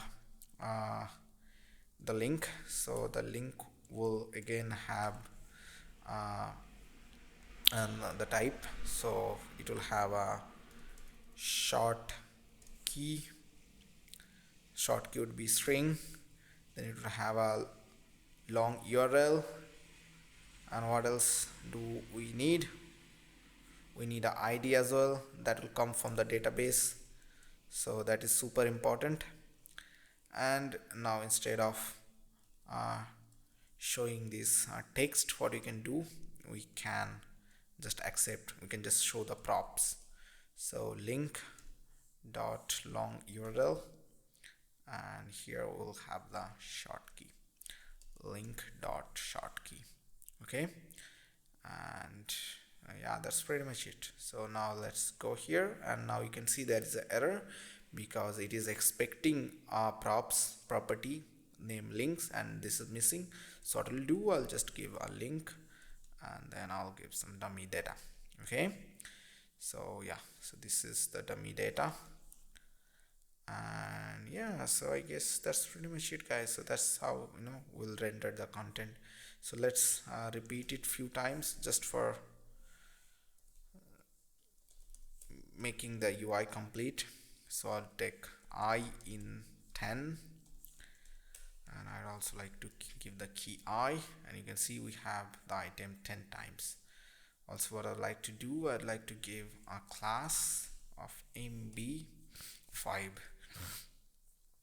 See, we have this awesome item, right? So there is a problem, of course. So the navigation is getting overflowed by the other element, so we have to give a Z index to our navigation. So let's go quickly to our app bar. Inside the app bar, let's give a Z index of 50 so that it stays on top. Yeah, so that's I guess looking good now. So I think the UI part is almost done. Now what we should do, we should start creating the functional part. But before that, let's give an introduction of our database structures, how the database structures will be. So if you are if you came this far, I guess you are worthy of applause. So congratulations, you have made the UI. Now it's time for us to move to the functional part and start developing the logic and the database.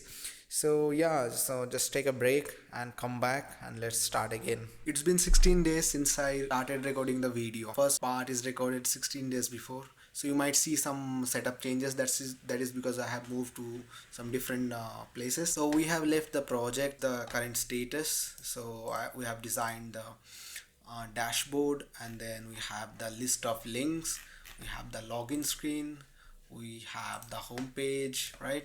So we have all of that.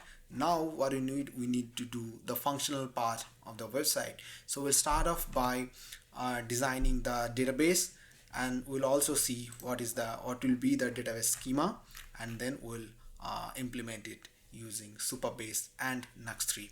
So let's quickly go to our drawing application so that I can show you what are the schema and how it is going to look like. So first thing first, we need to store the short links, right? So how are we going to do that? So to store the short links, let's take a square box. So let's say this is the structure of the short links. So inside that we need to store the long URL, right? This should be the target URL. Then we need a short keys, which is the actually key where we will find that, and then we'll redirect to the long URL. So we'll have a short key.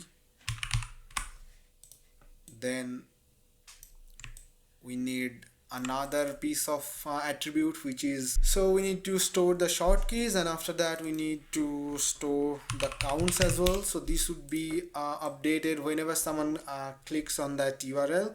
We'll store the count. So basically we'll store the count and the count data as well. So I'll tell you how we can do that. So other than that, we need the created at timestamp.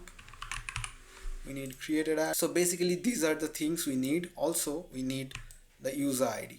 These are the attributes that needs to be there in the database. So this would be for our links, and then we need to store each click logs into the database as well. So for that, let's copy and see clicks.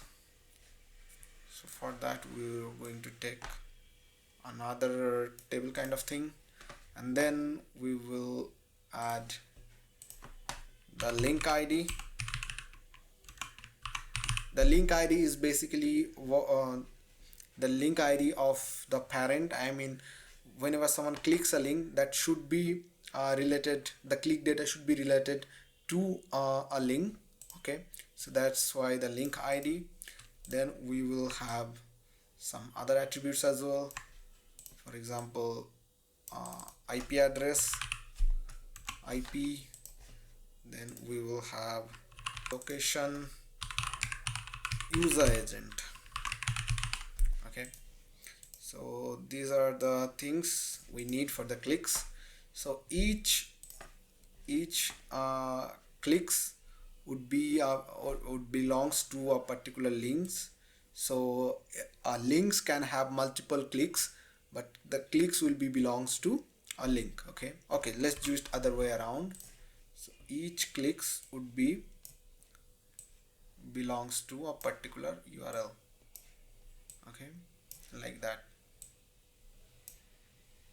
This is pretty much it. So this is the database structures schema we are going to create in our database, in our Supabase panel, actually, not database. So this would be the whole structure of our database. So let's go here, go to the table editor. So I have already told you how to create the Supabase account and how to create a project. Now inside that, since you don't have any table, it would show you this empty panel, and you have to create the tables now. So click on new table. So in this table, name the first one as links. Okay, and then the first ID is already given, created at also is given.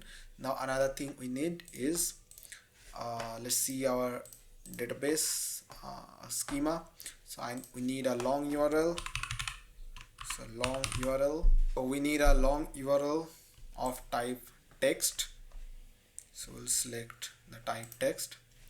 Then right after that, we need another one, which would be the short underscore key. This would be also of type text, or you can set varchar as well, since it would be a limited length. So there's that. Then we need the next thing we need as our database field is the user ID. So user underscore ID, and that would be of type UUID. Okay, and we need the count of total clicks. So total underscore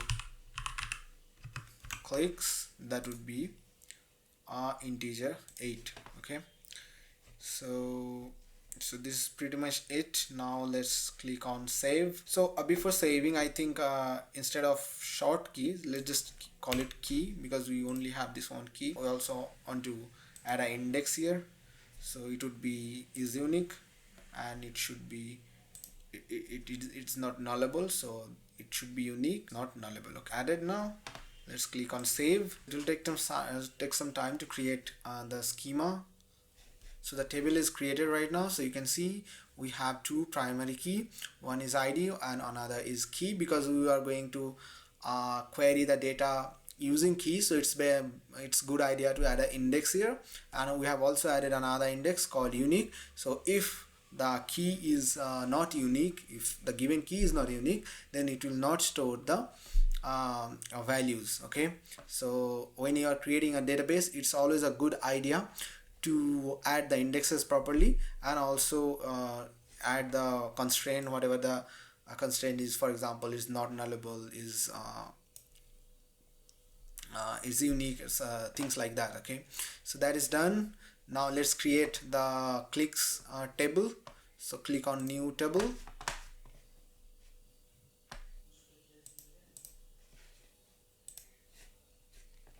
So in this table we are going to call this table as clicks. Okay, we might give some description as well. So stores clicks data. Okay, so we have ID, we have created that. We need a IP. The IP would be various character. Then we have the country, it also will be various character. Then we have city, be varchar as well. Then we'll have the user agent. The user agent would be text. And we need a relation between these clicks and the links, so there will be the link ID, and it will be of type big integer. So let's look for it. So int 8. Okay, and it will have, this field should not be null, so we have defined that. And now let's click on save, and after that we'll create that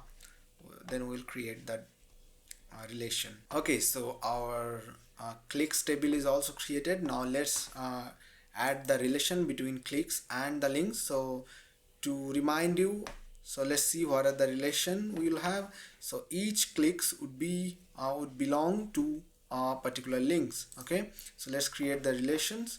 So what I'll do, I will go on database here, and then the tables. Inside that I'll have the links.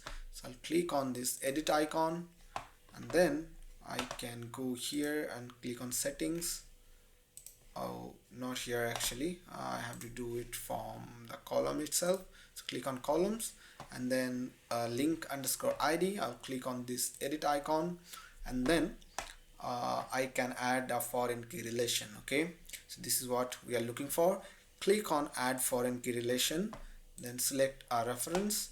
So the reference would be on our links. Okay, and we are referencing the ID of the link. Okay, so click on that and then click on save.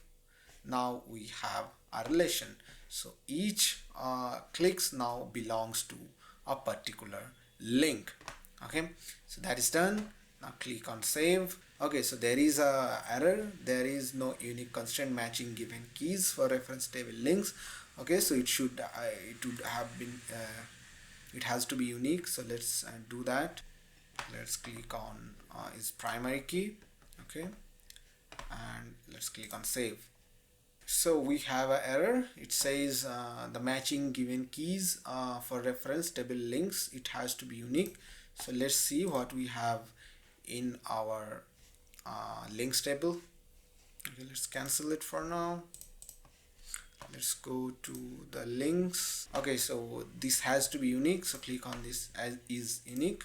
It will enforce the table to be stored as a unique values. So that is done. Now let's go back to clicks columns, and then link ID. Click on this edit icon. Now let's click on add foreign key relation. Add a reference. The reference would be on the links, and we are referencing the ID field of links table. So click on save, and now click on this big save button. So let's see what happens. Okay, so our relation is created now. So the error is gone. So let's click again on the edit to see. Yeah, so we have a relation between our clicks and our links. So that is done. Now we are all set to add these functionalities to our Nuxt 3 application. So if you are continuing until this point, then it's a time for take a break. Just have a tea or coffee and then come back to the video again. So in the previous part of the video, we have created the links, and we have also added some relation between them. So two tables we have a clicks tables, and then we have our links tables, and we have the relation between links and the clicks. So each clicks would be belongs to a link. So these are schema part designing the database part is actually done. Now let's go to the authentication part and add the authentication. So right now, if you go to the application and if you click on login, it doesn't do anything, right? Because we don't have the functionalities yet. So first thing we'll do, let's add login functionalities with the GitHub. Okay, so first thing I'll add event listener here in the button. So I would be listening for the click event on this button. So let's go to that button. So we have the button inside pages. Inside the pages, we have a file named Auth. So Auth is the file responsible for showing this page. So go inside that page and you will see the button called continue with GitHub, which we have designed in the first part of the video. So right here after the class, I would add a one-click listener click. So on click event, what I want to do, I want to invoke this function. So handle GitHub login. Okay, now we have to create the function. Let's go up inside the script. Then inside the script, let's add the functionalities. Okay, so just for now, I would like to just show an alert which says on GitHub login. Okay, now if I go here, I refresh, I click on here right now, you can see on GitHub login is coming. So whenever someone click on here, I want them to go to GitHub page, login, and then they would be redirected as an authenticated user. So let's do that. So first thing we need the Supabase client. So let's add that. So we'll use Supabase Auth. That would be composable. Use Supabase Auth client. So this would give us the Supabase Auth. And now what you can do inside the GitHub login function, we can call Supabase Auth.auth. Then we have these many sign in option. So what we are interested in, in OAuth login, right? So sign in with OAuth. So we are interested in this option, right? So we'll give this, and then inside that function we have to give the configuration. So the provider would be GitHub. So you can see these are the providers supported by GitLab. I think they cover almost all the popular OAuth providers. So we are interested in GitHub, so I'll give GitHub, obviously. So this is what we need actually to give all this information. So I think we are pretty much done here. So I'll remove the GitHub login option alert and I'll save it, and then I'll click here again. So let's click. So now it is taking me to GitHub and it says unsupported provider, provider is not enabled. So actually this is expected error because we have not set up the GitHub provider in our Supabase panel. So we have to do that. So let's go to our Supabase panel. Let me maximize it a little bit so that you can see it properly. So inside our Supabase, where do we have to go? We have to go inside authentication. So inside authentication, if you go inside the providers, you can see there are multiple providers. Actually, this is the wrong project I have opened. So let's go to the right one. This is not the project we are interested in. So yeah, this is the correct project. So let's go inside that, and inside that just go to authentication. Inside authentication you will have an option called providers. So click on providers, and now you can see a whole bunch of provider listed here, and you can see GitHub is disabled. So you have to enable it. So click here and then click on enabled, and then you have to give the client ID and the client secret. So where will you get this thing? I'll show you. So let's go to your GitHub account. Then inside in your GitHub account, click on your image from the right side, and then you will have an option called settings. Click on the settings. Once you're inside your personal profile settings page, what you have to do, you have to go to the developer settings. Click on developer settings. It would be the last option. Then you will have Auth apps, click on Auth apps. Then you can see I already have an application here, so I'll click on new Auth app. Inside that I'll give the application name, which would be HRTY shorty, and then I have to give the homepage URL. So as of now I don't have any homepage URL, so what I'll do, I will just give the URL that I will be using. Okay, so https shorty nuxt3 at .versal.app.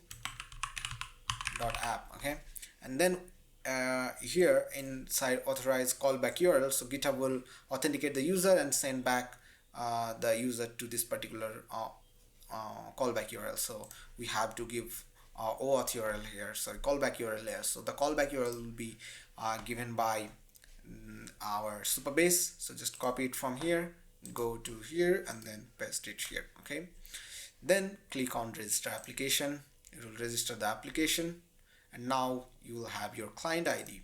So copy your client ID and your client secrets. So to get the secrets, you have to click on generate new secret client secrets. Then you will get the client secrets as well. Click on this copy button. It will copy the code, and now paste it here, and now click on save. Once we are done with that, we can now log in with our GitHub account. So let's go here and let's refresh it again, and now click on continue with GitHub. So I'll click on continue with GitHub. It will take me to my GitHub login, and now you can see authorize shorty. All right, it's that easy to add the GitHub login functionalities. Okay, so click on authorize Jahid Anwar. So I'll click on authorize. Now it will take me to the home page. So as of now you don't see any changes. So it still says sign in, it still says short now. So where is the changes, right? So the user is authenticated, but the thing is we don't have any middleware or any functionalities to check if the user is logged in or not. So right now we are going to do that. So to do that, we need to create a middleware. So what is a middleware? So middleware is a piece of code which runs before rendering each page. So let's say you are going from this page to another page, so that middleware code would be running in between that transition from one page to another page. So there we can provide our logic of, like, if the user is logged in, then only allow the user to access the page, otherwise show some error message or redirect them to the login page. So we'll create the middleware now. So to create a middleware in Nuxt3, what you have to do, go inside middleware, and then we'll create our middleware file here. So inside middleware, create a new file, click on new file and name it auth.typescript. okay, so we will have to define the middleware. So export default, define Nuxt route middleware. Okay, so middleware gives us to and a form. Okay, although we are not going to use that, then we have this thing. Okay, now we can tap into the Supabase client and check if the user is really logged in or not. So we'll get the user from here, user, then use Supabase user. This composable will give us the logged in user. So what I'll do, I'll check if user.value is not exist, then I would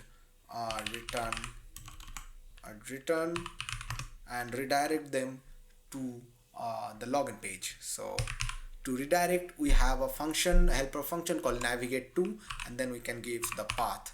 So we'll be redirecting them to the auth page. Okay, otherwise we don't need to do anything. Okay, so if the user is not logged in, we are going to send back them to the authentication page.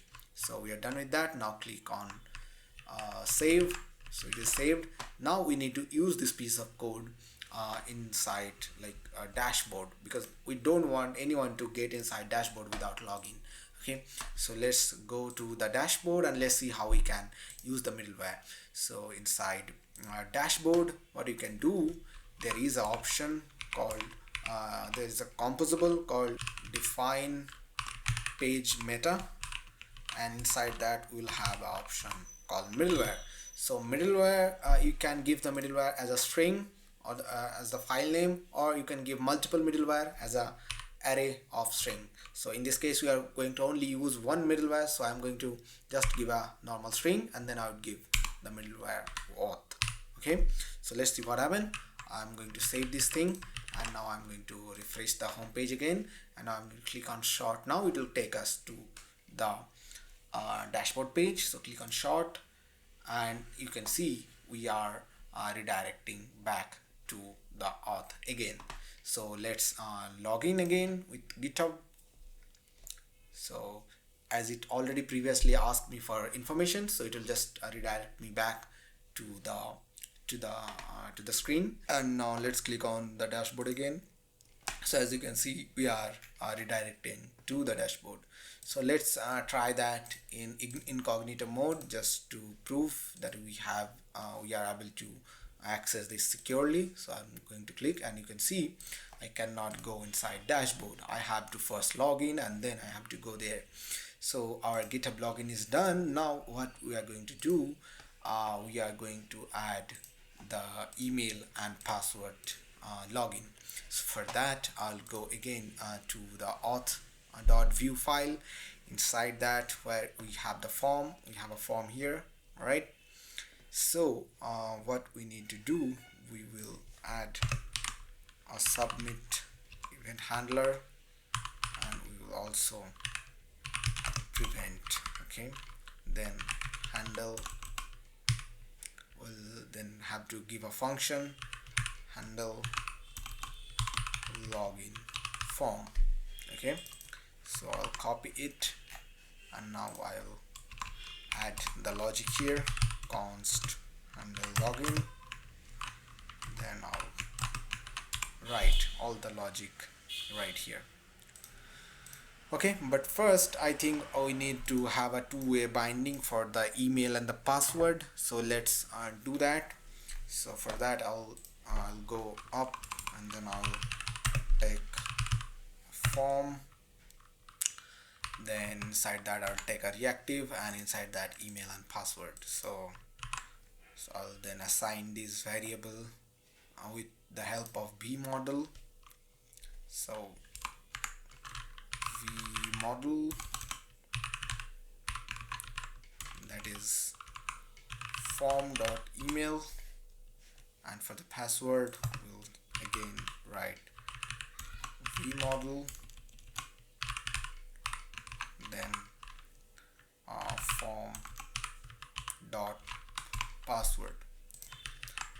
Now let's see if the form is getting submitted. So what I'll do, I'll just show an alert on console.log. Form is getting submitted. Let's open up the console. Let's click on submit. Yeah, so form is getting submitted. We are getting that. So now let's check if we have the email and the password.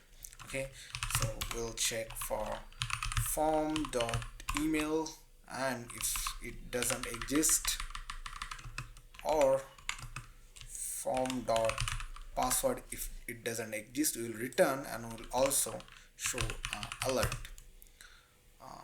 that please fill the fields. Okay, so let's see. Okay, so please fill all the fields.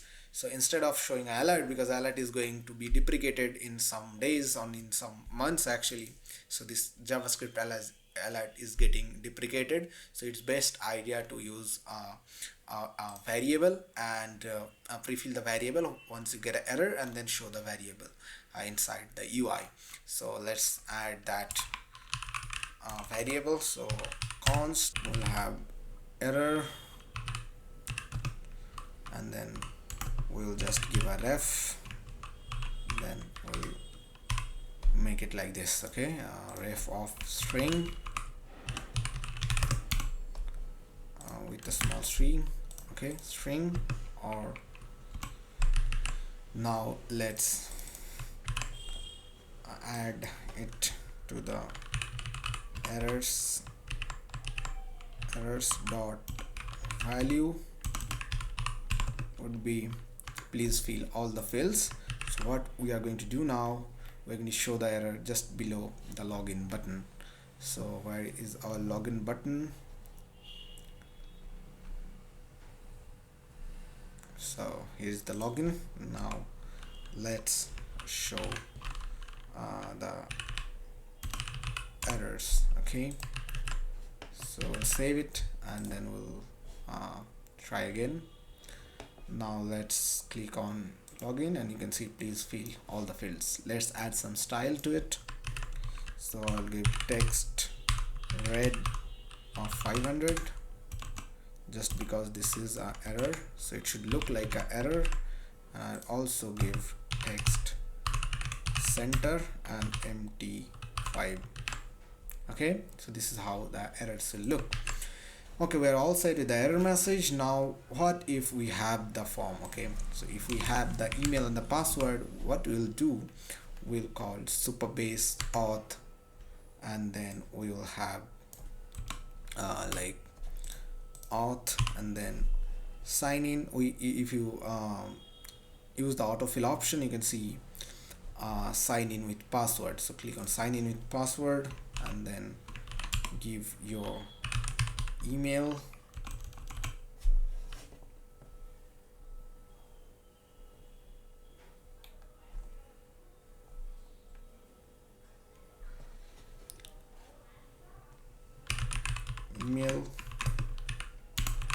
email would be form.email, and then for password we have the form.password. Okay, so this would be a asynchronous process, okay, because if you put your mouse over it, you can see it will return a promise with a auth response, so we have to wait for it.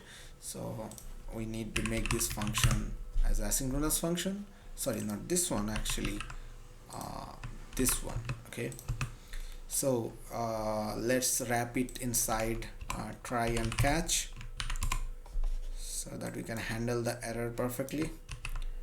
Then what we would like to do is, if there is any error, we'll take the error and we will put the error value as like something went wrong. Okay, otherwise we will see what we get here. So it will give us so this promise will resolve to data and error. So if error exists, then what we'll do, we will errors.value to the error message. Otherwise what we'll do, we'll just console.log the data and see what we are getting from this promise. Okay, so this is the logic pretty much. So let's refresh again and let's put the emails. For example, let's just say Jahid at null.net and Jahid password. Let's clear all the console and let's see. Click on login and you can see we have invalid login credential. Why? Because this particular email and the password is not registered. So what we have to do, we have to first register the user. For that, what we are going to do, we are going to add an option. Okay, so this would be something like a toggle, a variable which will specify if the user is trying to log in or sign up. So for that I would get another variable here. So it would be const is logging in, and I would make it a ref of false, and I would also type it to boolean. Okay, so if this is turned on, then we will log in the user. If this is false, then we will register the user. So in this case, I would the default would be true. Okay, so that means we will run the login logic, otherwise we'll run the register logic. So let's add some if else statement for this login and register button. And so what we will do, we'll add a button just below the login. So this button would be just a normal button which will say sign up. Okay, something like that exactly. So I'll make it center, so I'll have to give a text center. Actually I have to wrap it inside another div, so text center, and I will give some margin from top as well. So sign up. So I'll add some beautiful message like don't have account, then sign up. Okay, something like that. So what we want to do, actually, if someone click here, so the is logging in, so this variable will set to false. So what will happen, so we'll make this variable as false. Okay, now we can check when the form is getting submitted. If this is true, then we'll log in, otherwise we'll just register the user. So instead of creating another page, I'm just doing this logic inside a single page, right? If you want to create a new page for the register, you can do that. That is totally up to you. So let's go on the top inside the button. So we'll show the sign up and login message based on whatever the value is there in that boolean variable. So here we have it. So let's wrap it inside a template. So template inside we'll have let's give a v-if. So v-if the is logged in is true, then we'll have login, otherwise we'll say sign up. Okay, so let's see what happens. So if I click here, it says sorry, we have to give make the button as type button, otherwise it will just submit the form. So type button is selected. Let's refresh a little bit, and if I click here, you can see it says sign up. Okay, and when it says sign up, we also change this text. We also want to change this text. So what I'll do, I will add the same logic inside that button as well. So when it is set to login, then we'll show the sign up message, and when it's not, then we'll say already have an account, login. Okay, so like that.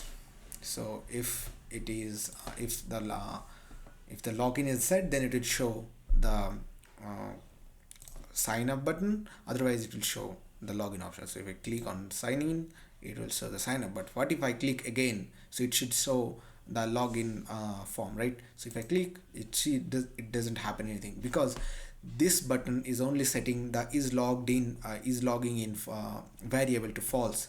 It doesn't do the otherwise. So what we'll do, instead of just setting it to false, what we'll do, just do the opposite, just change the value to the opposite value. So if it is logging in, then make it a sign up. If it is sign up, then it is make the opposite. So what I'll do, I'll just add this sign. So what it will do, if the value is true here, so then it will make it false. If the value is true, it will make it false. If the value is false, it will make it otherwise. So let's click on save, and now let's try again. So if I click on login, you can see it is showing login and the sign up. So that is done. Now we have to add this logic inside our handle login form functions, right? So what we will do, so we'll check if the is logging in dot value, it has if it is false, then what we'll do, we'll call another function, right? So what we'll do, we'll just return, and then we'll call another function, maybe handle sign up. So let's create this function.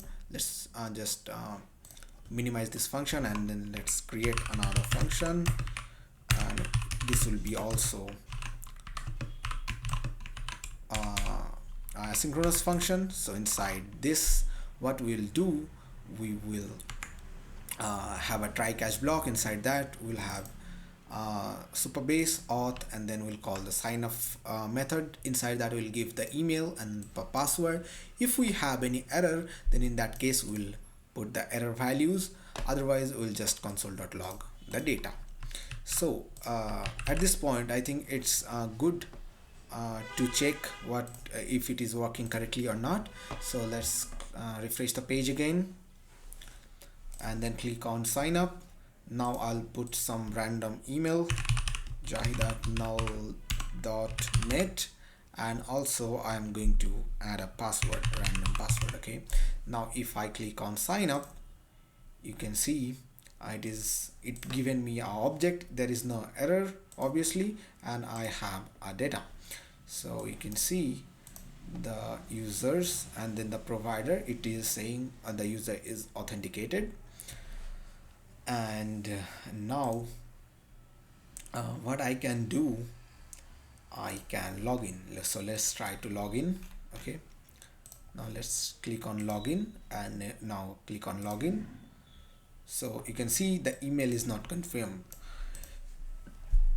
So in order to log in, now you have to confirm your email, and we have the data for that. Okay, so what we want to do, let's just leave it as it is, because now if I go to my email and then I confirm, it will then confirm, I can able to log in. So let me just show it to you how it will work. So let me just add this here somewhere. Okay, so let's go to my email client.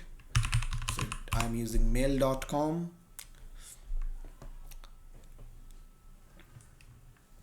And inside that I'm going to just log in.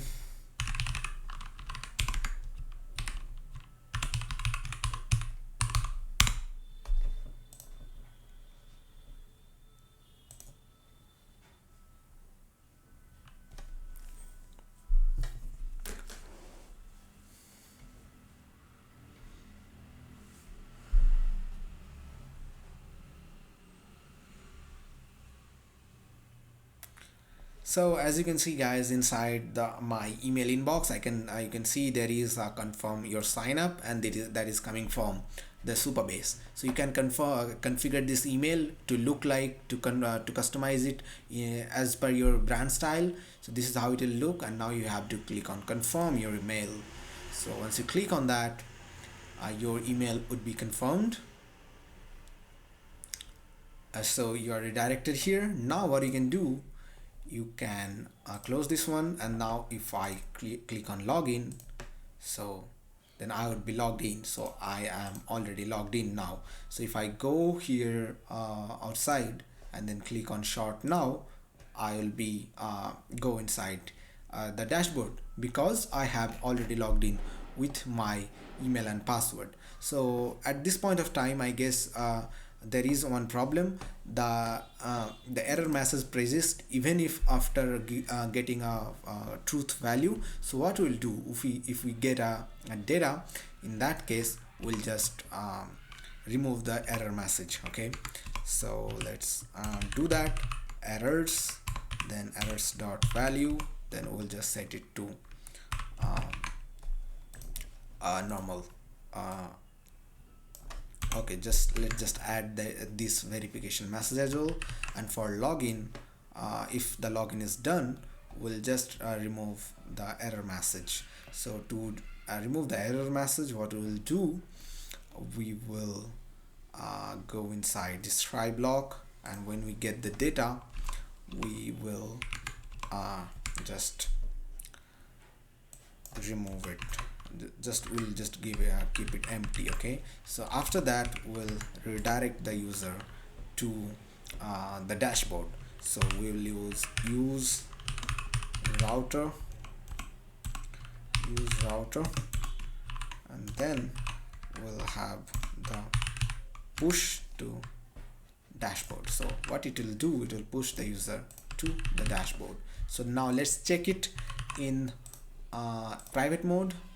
Okay, so let's go inside dashboard. The dashboard is redirecting me to the authentication. Now I'll give my email and I'll give my password as well. Now I'll click on login and let's see what happens. So let's open up our console.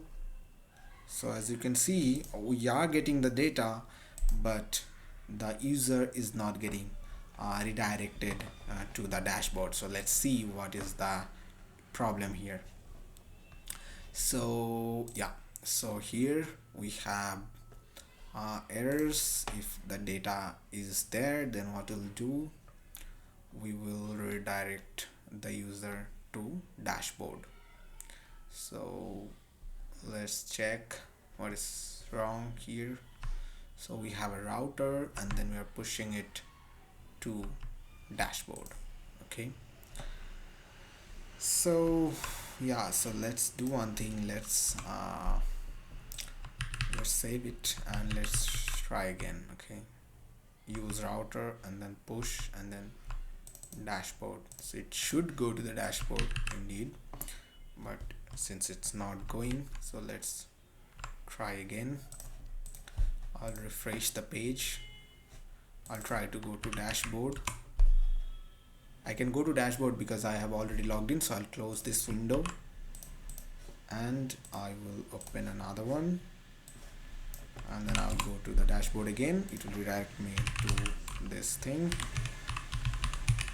Then I will enter my username and password inside console. I'll click on login again.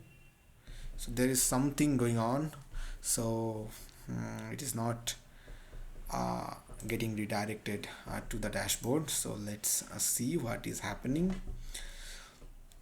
Let's just try to, guys, we're showing the error once we're getting the error, but what if we get the data? So in that case, I want them to redirect to the dashboard. So let's check if data is present. Then in that case, I would use the use router composable and then I'll push them to dashboard. Okay, so now let's save it and let's go to short now. And since I'm already logged in, so I have been redirected to the dashboard. So let's check again in private mode. So in private mode, you can see we have the login button. Then I will give my username and the password and I'll click on login. Once I click on login, I would be redirected to the dashboard. So it is working. So now let's move forward and let's create functionalities in the dashboard. Okay, so let's do this thing. Let's go inside components, then the link form. So let's add our script. Make the line as TS and we'll also add the setup. Now let's make the form. So let's add reactive. Then inside reactive, I will add the URL and the short key. So inside the input, so I'll give vModel and the model should be form.url. Let's make it a correct name. Let's give it a correct name, long_url, and we'll also use long URL, and then it will be only key.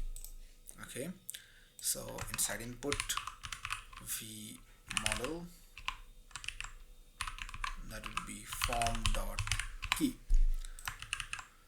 Okay, so that's good. Now let's add the submit functionalities. So handle link form, and I would prevent the default. So after that, let's create the function. Let's add async, and inside that we'll create the link. But before that, what I want the short key to be generated at the time of loading the page. So what are we going to use for this short key? We're going to use a library called NanoID. So what is NanoID? NanoID is nothing but a simple library that gives you a random string, and that is very hard to collide. So what do I mean by collide? So when you create two random string, so if the two random string that is totally random, that if they matches, then we call it a collision.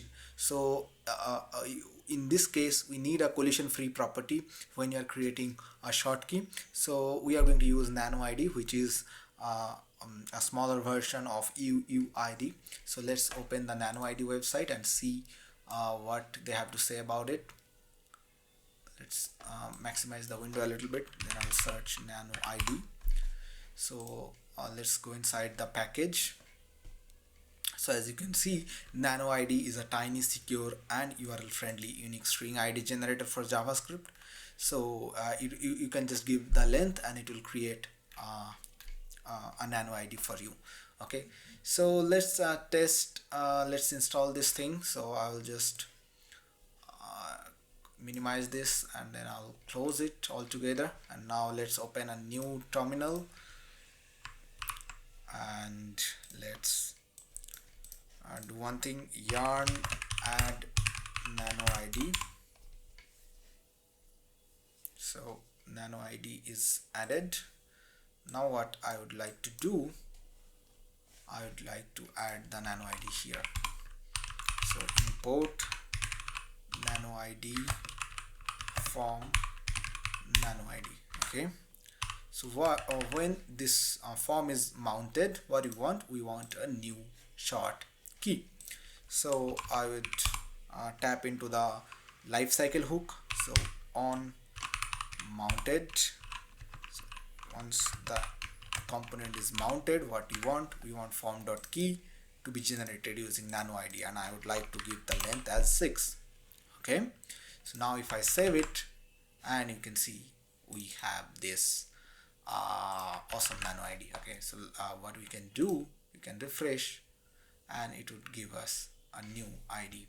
But before that, I guess we should rerun the application because we have added a new package. So it's always best idea to refresh. Let's refresh again, and you can see we have a new ID. Again I'm refreshing, again you can see we have a new ID, again it will have a new ID. So instead of doing this inside the one mounted, what I would like to do, I create a function. So const create short key, then I would take a length, and the length would be of type number, and it would have a default value of 6. Then inside that I would return NanoID length. Okay, and it will return a string. So let's type that properly. So yeah, so instead of just doing that, I'll just do create short key, and instead of returning, what I would like to do, I would like to make it void, and I would directly assign the NanoID to the form dot key. So once the form is submitted, we can create a new nano ID. That's the whole point of creating this function. So this would be created once the page is loaded, and also we will recreate the ID once we create once we submit this to the database. Okay, so that is done. Now let's add some data to the database using this form. So inside so let's add the client, Supabase client, const client, use Supabase client. This composable is give us the client for Supabase to interacting with the database. So then from here, what we can do, so what we will do inside our try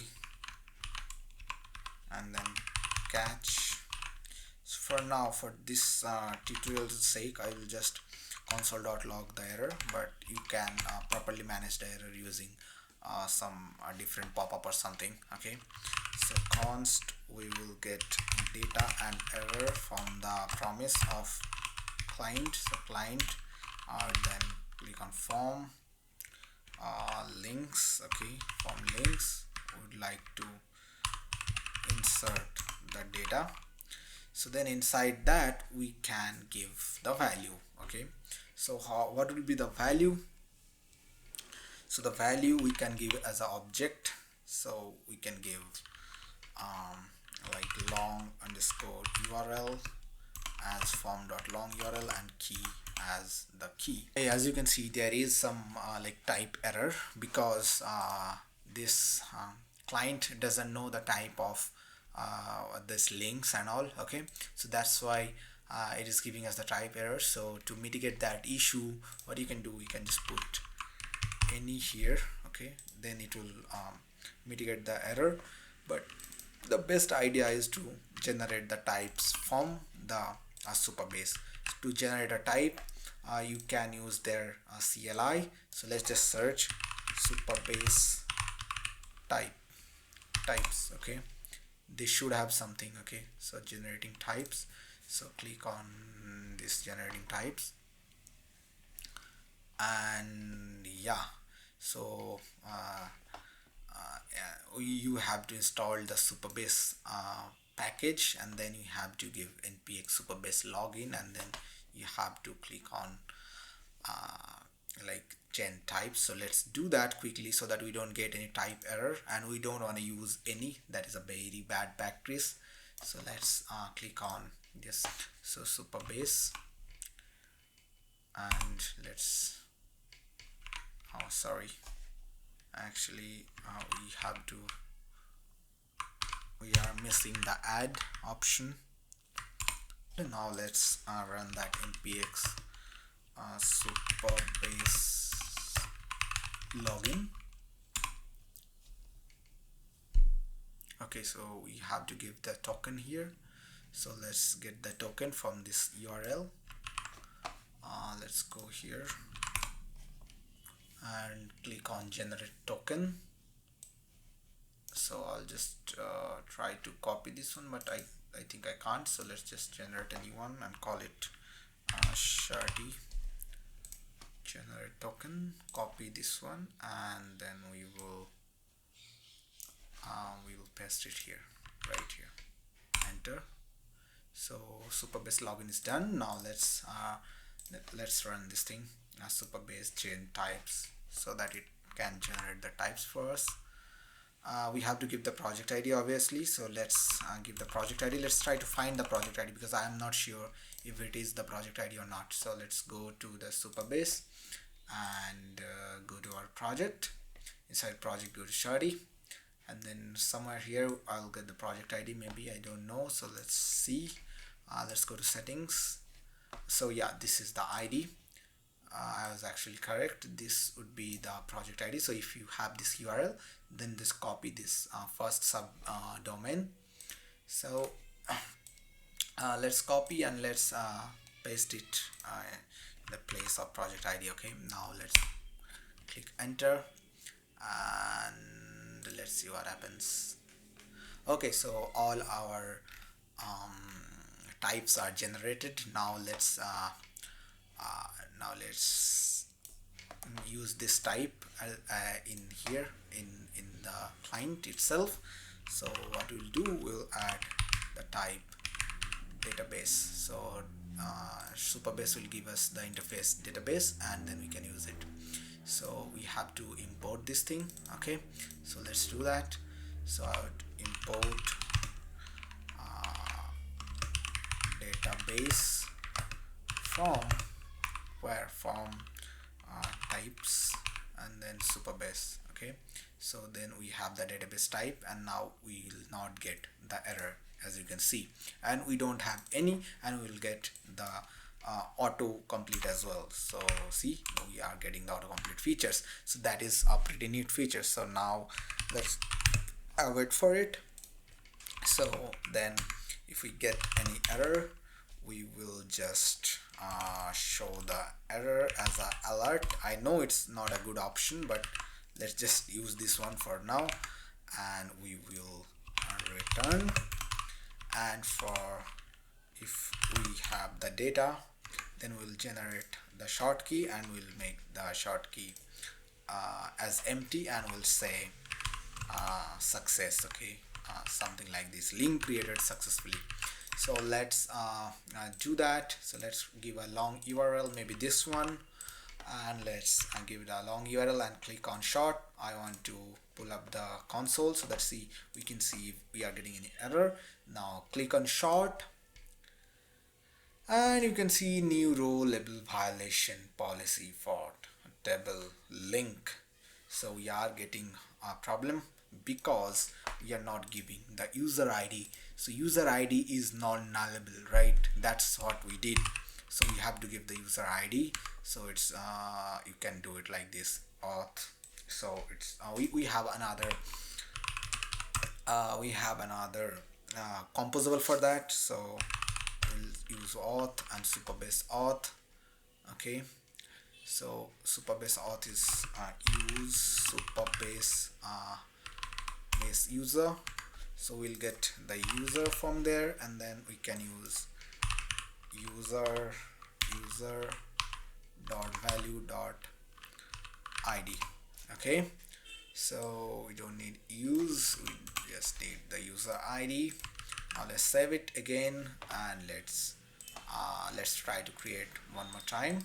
We'll give the long URL right here, and let's click on short, and we have another error. So let's see what error we are getting. Okay, so I get it. So new row level violation, row level security is not the nullable error. So because in Postgres SQL you have to set up who can add data to your tables, right? So it's called row level security, and that's you have to set up in order to insert the data. So let's do that. So what we will do, we'll go here inside the database, and then inside there we will have something. Let's check. Okay, let's click on edit, and so you can see new row level security is enabled. So this is what preventing the users to create the links. Okay, so we have to add the RLS, as in row level security policies, so that users can create their links. So if I click here, then so we have to basically create a bunch of policies, right? And so let's close it. Now let's see where we have the policies. Should be something inside table editors, maybe. Let's see. Let's click on links. Okay, so no active RLS policy, you can see from here. Click on here, and now we can create the policies. So click on new policy. So get started quickly, you can just click on it. So basically what we want, so if the user is authenticated, we want them to we want them to insert to the database, right? So create policy, and then we have to give a policy name, and then on public links for insert, we need to check if the user is authenticated or not. So let's give the name, like use this template, okay, and we are checking for authenticated. So user has to be authenticated in order to log in, in order to create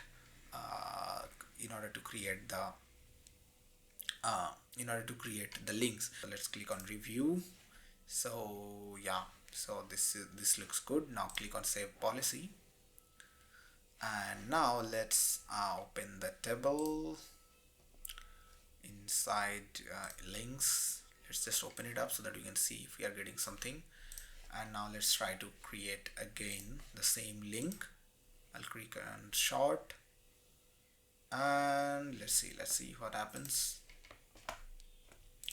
And you can see we have a 201 response. Okay, so let's go here and try to refresh,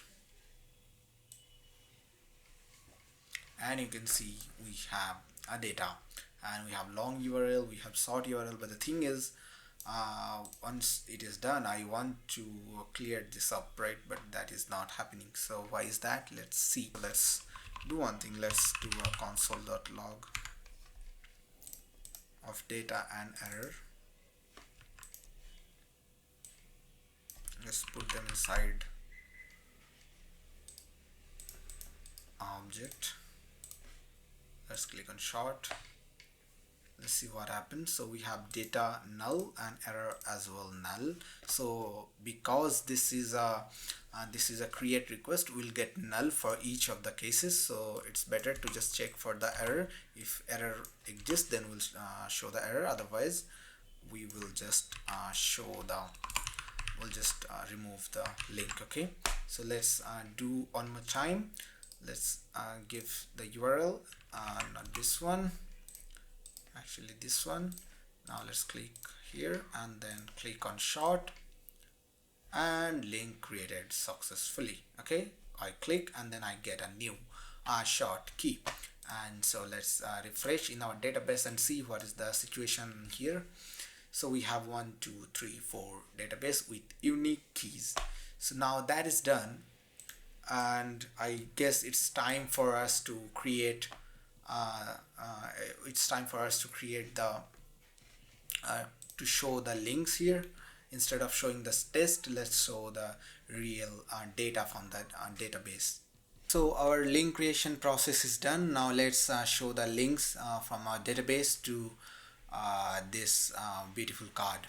So what we will do, we'll go to the index page, and inside that index page we will write the logic. So right here we will get the client, and that would be the Supabase client, and we'll have the database type. We'll give the type here. So let's import the type, import, and then database, and from types Supabase. Okay, so now inside we will use sync data. So let's give a const and then data, and then we'll use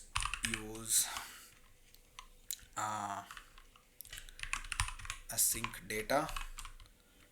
Then we'll give identifier, and in the second asynchronous function we will be getting the data.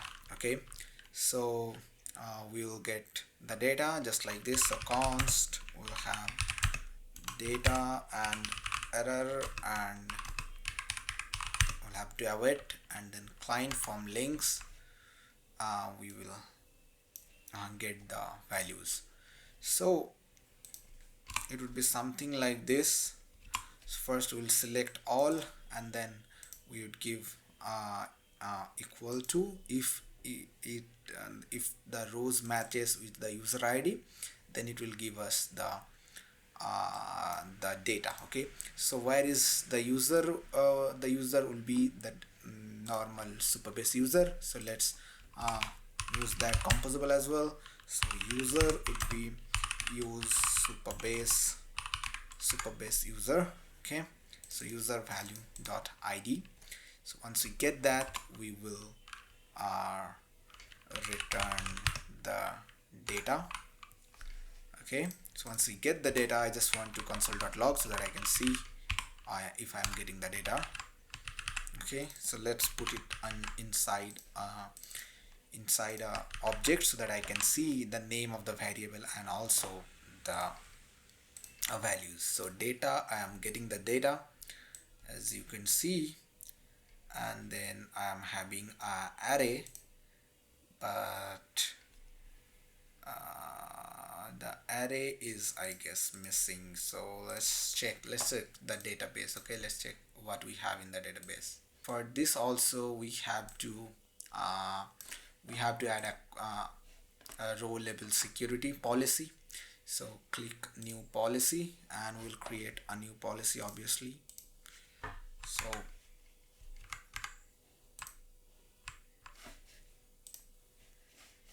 So let's do that, get started quickly.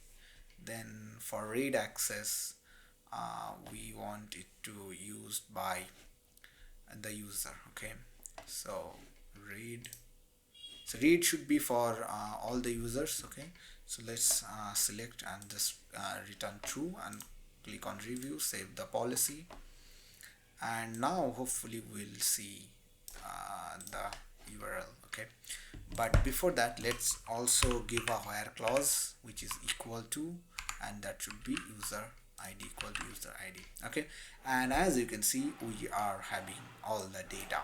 So now let's plug this data into our UI. So basically we will have a link in our data, and then in key I will have the link ID, and for the link short key I will give link dot key, and for the long URL I will give link dot long URL. So it can be null, so I'll just add a null operator. So I have mistakenly made it a nullable, which is the default type. So if the long URL is necessary, then make it as non-nullable. So in that case, I'll just add a null checker and I'll just give an empty string if the long URL doesn't exist. Okay, this wouldn't take, because this would create a problem. So like that, and then we'll have the link ID as well. Okay, now let's remove this thing and let's okay, so I guess I have mistakenly made it as number. So let's go inside the link item and let's make it as number, since we are getting the number from there. So yeah, so guys, as you can see, we have a very beautiful list of our links. Okay, so that is really awesome. Now at this point, I guess let me see my list, what I need to cover here. So one thing I would like to do, see this link, the original link, the long URL can be a little bit bigger. So what I would like to do, I would like to concatenate it. I would like to truncate it so that it just shows some portion of the link and then it shows ... so that user knows that some values are there, but it won't show it in the UI. So let's go to that particular component. So it is a link item. So inside that we have the long URL. So how do we do that? We use a method called splice, and then would give 0 to 20. So I would like to take 20 characters, and on top of that we will just not splice it's slice, and then we would concatenate with 3 ... Okay, so now if I refresh, we can see the 3 you can see 20 characters, and then above 20 character everything would be truncated, and you will only see 3 dots. Okay, now save it. I think this component, all the work related to this component is done. Only thing we have to do, we have to create this, make this button clickable. So let's do that. So to do that, we have this button. So let's add a click listener, handle copy, and inside this let's create the function const handle copy equal to this, and then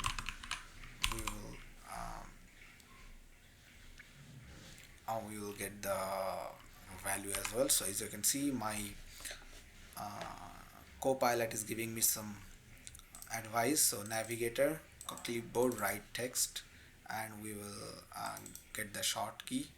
So let's assign the props into a props variable so that we can use the props here inside programmatically. So props dot link dot short key.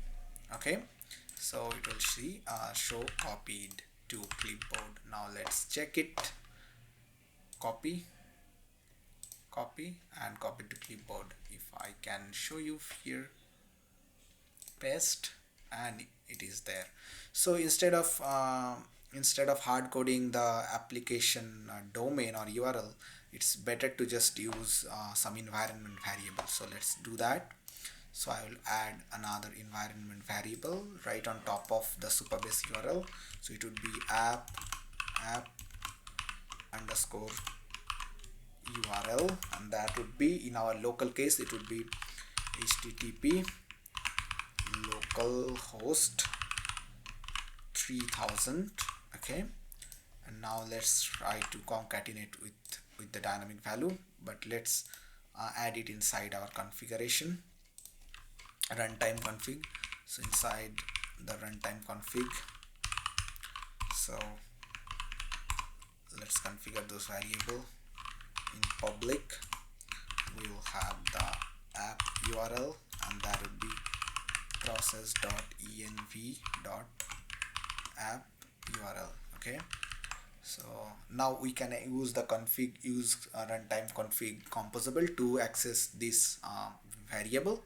So let's go inside here and let's use the config variable const config. Not here actually, I would like to just give the defined profs at the first thing in my logic. So const config equal to use runtime config, and I would use the config right here. Okay, so config dot public dot app URL, right? So now if I copy something, you can see the data I'm getting is localhost 3000. So once we deploy it in the Vercel, we can just change the app URL from here, and it will take that Vercel URL, or anywhere you are uploading, it will take that production URL and copy and change it to the whole place. Okay, so that is done. Another thing I would like to do is change this sign in button. Once the user is logged in, then it shouldn't say sign in. Okay, so it would say log out, something like that. So let's go to app bar. Inside app bar, where is the sign in button? So this is the sign in button. So what I'll do, I'll tap into the Supabase composable. So I'll use user, then use Supabase user. If user has some value, then we won't show it. So if user doesn't exist, then only show this, otherwise don't show it. Otherwise what I want them to show, a logout link. So let's take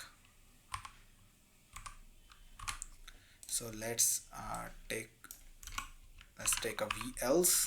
So velse, what will show a button a button which will just simply say log out. Okay, once they click on this button, however, if they click on this button, they should be logged out from the from the application. So I'll create a function named handle logout, and I'll go on top, and I'll also get the client, use Supabase Auth client, and what I will do, I will add the function here, const handle logout, and we will then log out the user. So in this case, just let's rename it to auth, because this is the auth client. So I'll say auth, then let's see what we have, auth.auth, and then let's see if we have something called logout. Okay, so sign out, we have the sign out option here. So we'll sign out, and then we would redirect that user to the login page.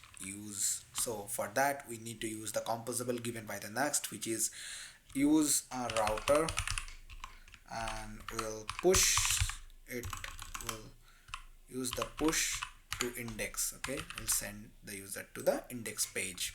So previously you saw me using normally just the path, so you can use path as well as the object and then give the router name. So in this case I'm just routing it to the index page. If you want to route some to the nested page, then you have to give the nested page in snake case. So for example, if I on, let's say I have a page named user, and then inside that I have a page named profile. So in that case I would write user then page, something like that. Okay, since I don't have that, I would just redirect them to the index page. So let's save it, and let's click on the logout button. But first let's see if it is a promise. Okay, so it is a promise, so I have to await it.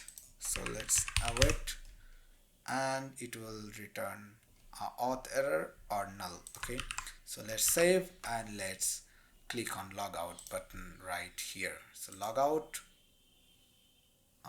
it doesn't do anything, and it logs out, and it takes you to the home page. Now if you click on short now, you will not be able to see anything beyond the login page. So now if I click on continue with GitHub, it will take me to GitHub, and then it will redirect me back to the home page. And since I am already logged in, I cannot see the login button, so it will automatically take out the login button and show you the logout button. So that's when you know that you are logged in, and you can go to the page, and then you can create the links. So as you can see, as I have already logged in from a different account, I don't have any links, so I can now create links. So let's copy something, and let's create a link, short links, and click short, and now I have the short link. Okay, so what I want, whenever someone add the links, it should refresh the page and it should show the page, right?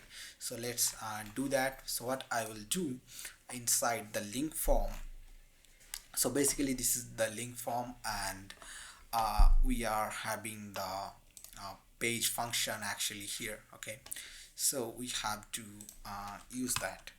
So in async data gives us a function named refresh. Okay, so if we call that refresh function, what will happen? It will refresh the data. So to call this refresh, we cannot just pass it to the child component. The better way would be to emit an event, and on that particular event we can then refresh the data. Okay, so let's do that. So we'll define emit. So let's undo that. We will do it right here. So const emit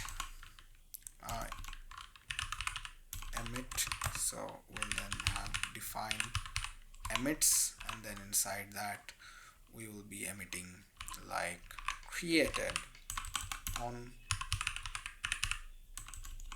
created. Okay, so now what I will do inside handle click, once I have the data, I will then emit the So I'll emit the that value. Okay, emit created. Misspelled it, so it would be created.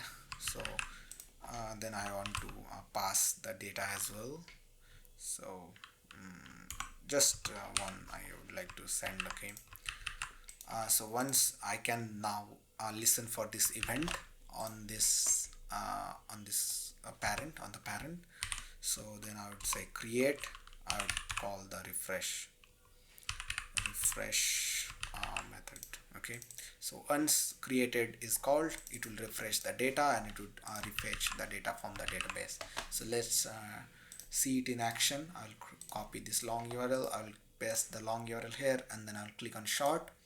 It will create and then it would refresh the page. Isn't it awesome, guys?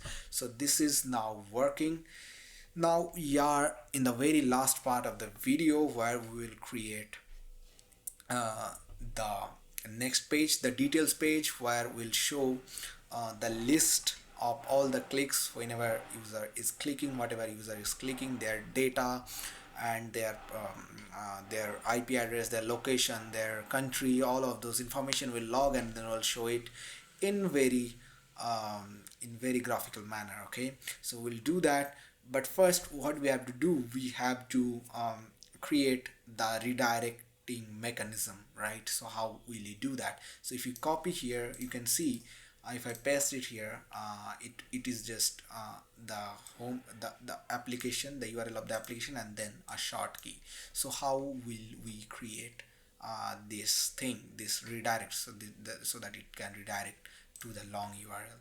So we will see just that in the next part of the video. It's time to summarize what we have done so far. So far we have added the authentication, we have created middleware to guard our routes so that non-authenticated user can't use our services. Then we have seen what is row level security in database level, in database row level, and then we have set up some policies for that. And then another thing we did was to create two Auth login system where user can log in with GitHub, as well as the user can register with the same form and the login using the same form in the authentication page. So once they're authenticated, they will go to the dashboard. Inside dashboard, we have created two component. One component is responsible for creating the links. The other component will show all the links that they have in the backend. Okay, and dynamically, once you create the links, it will refresh all your data. It will take the data from the backend and then it will show it in your application. So far we have did all that, and now it's time to redirect the short URL from the short URL to the long URL that the user have stored in the database. So let's do that. So first thing, let's go inside the page, but first let's just log in to see what we have in our application. So let's click on login with GitHub, and it is logged in. Now click on short now to go to the dashboard. Now you can see if I click here and then if I paste it and then if I try to enter, it will show me something else. 404 not found. Obviously it's not found. So what I would like to do, I would like to create a catcher which can catch any URL with any kind of IDs. So to do that in Nuxt, what you can do, you can create a dynamic URL in the root of the page folder. Okay, so let's create a file with the third bracket and give it a name ID so that I can get the parameters ID, so that I can get this value, and then I can fetch the data from the row from the database, and then I can redirect the user to the long URL page. Okay, so let's give it a name, view id.view, and now if I let's give a script lang to ts and setup, and now let's give template. Inside template, what I will do, I will try to use the parameters. So const params equal use route dot params. So let's just print the params here. I'll save, and once I save and I refresh, you can see this will not show 404 anymore. Why? Because it has the value. All these value would be cached here. Okay, so if I refresh, you can see we still have that, but I guess it is because okay, so let's see what we have. So id view, let's rerun the app again.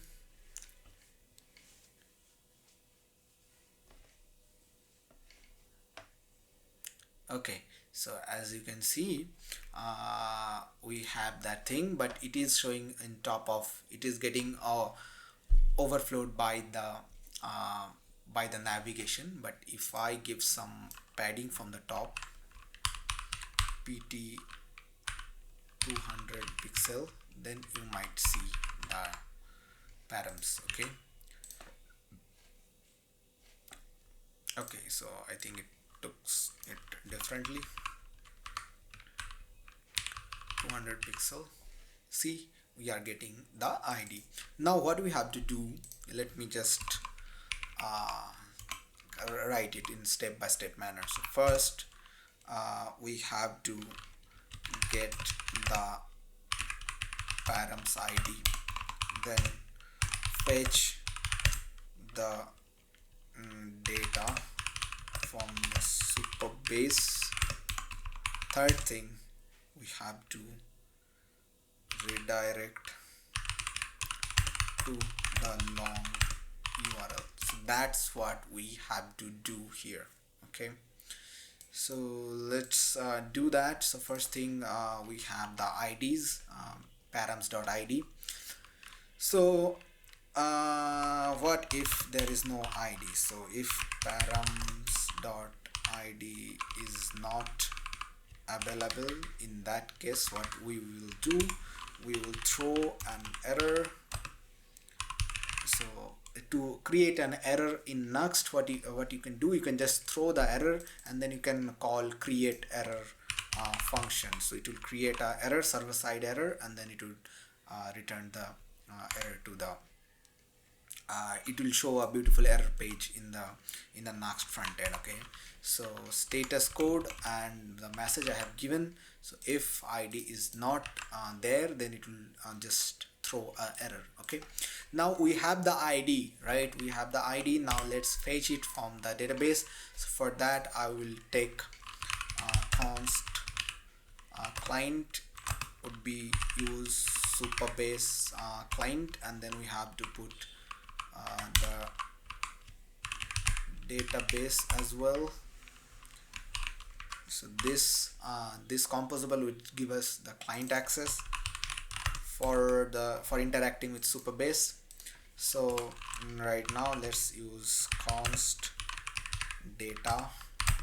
That would be our and now we will use async data. Now give it a name of params.id, and in the second parameter we have to give the function. This callback function will be received here, and also this is okay. So let's add something like link, and now we can get the link. Okay, so this is how it will look. So client. Okay, I guess I have just mistaken it. Client from links, I'll select all, and then I will add a where clause, key equal to params.id. Okay, if that doesn't found, I will create another 404. Otherwise I'll just return the data, and that data would be stored here. Okay, so let's print that data in our page itself. So data, so you can see guys, we are getting the data. So now what we have to do, we have to return we have to redirect the user to this particular or what do we say, this particular long URL. To do that, we can just do window dot reload window dot location href. But the thing is, we are using Nuxt.js. So is our SSR application. So what happens is, some part of the Nuxt.js is rendered in the server, and then some part is getting rendered in the front end. So we get to know, so we have to know what how the user is interacting, how the user is visiting this page. So uh, if it is getting rendered on the server, then we have to redirect it from the server itself.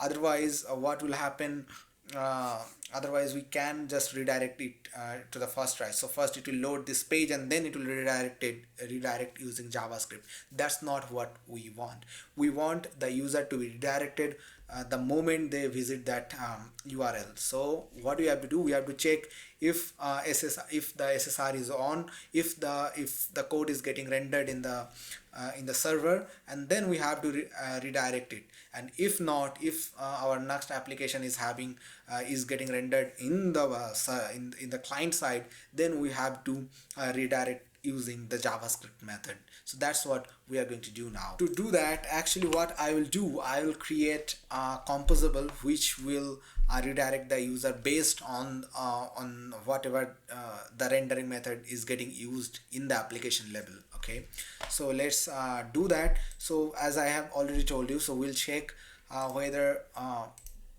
the application is inside the server or inside the client. Based on that, we'll use that appropriate method of redirecting. Okay, so inside composables, let's create a composable called use external redirect.ts.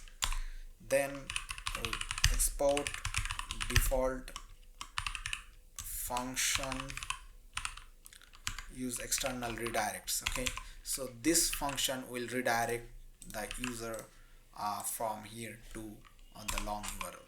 So first thing we will do, we will take some information. For example, we'll take the URL. So the URL would be of type string. Then we would also take the redirect code. If you are familiar with HTTP and HTTP protocol, then you might have known there are some HTTP code used for different kind of responses. For example, if you are creating a document in API, then 201 is the status code that is getting returned from the API. If you are trying to get something from the API, then 200 is used. So like that, for redirect also we have a certain code. So 301, 302, all these 30 options are codes are used for redirection. So by default, I want to set it to 301, which means permanent redirect, and 302, actually I don't want it to be permanent redirect, I want it to be temporarily redirect. Okay, so now what I will do, I will check if the URL is even a valid URL. So to do that, let's just step by step write it down so that you understand it better. So first we'll check if the URL check if the URL is a valid URL. Okay, then in the very next step we'll check if the process is server. Check if it is inside server. Okay, else if client, then redirect using window.location. Okay, so let's do that. Let's check with let's use a regex to test if the URL is even a valid URL or not. Okay, so inside a if statement, I would write, inside the if statement I will write a regex which will check if it is starting with HTTPS. Okay, so guys, as you can see, Copilot helped me to test it. So if it is starting from HTTPS, that means it's an external URL. So if that is false, then we are going to throw an error. Otherwise, what we'll do, we will check if it is inside the server. So Nuxt, what Nuxt do, it has it includes a property inside process. So process, we can check process.server.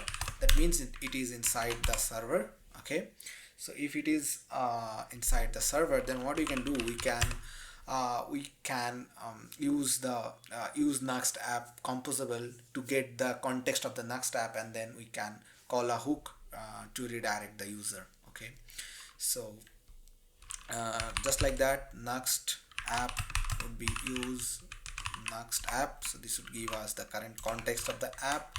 And now we'll check if Nuxt app dot SSR context is, if SSR context is there, and Nuxt app dot SSR context dot event is also there, then what we will do in that case, we will return a hook. We'll call a hook from Nuxt app named app redirected. Okay, we'll call that hook, and then we will send the redirect. Okay, so now let's redirect the user, but first check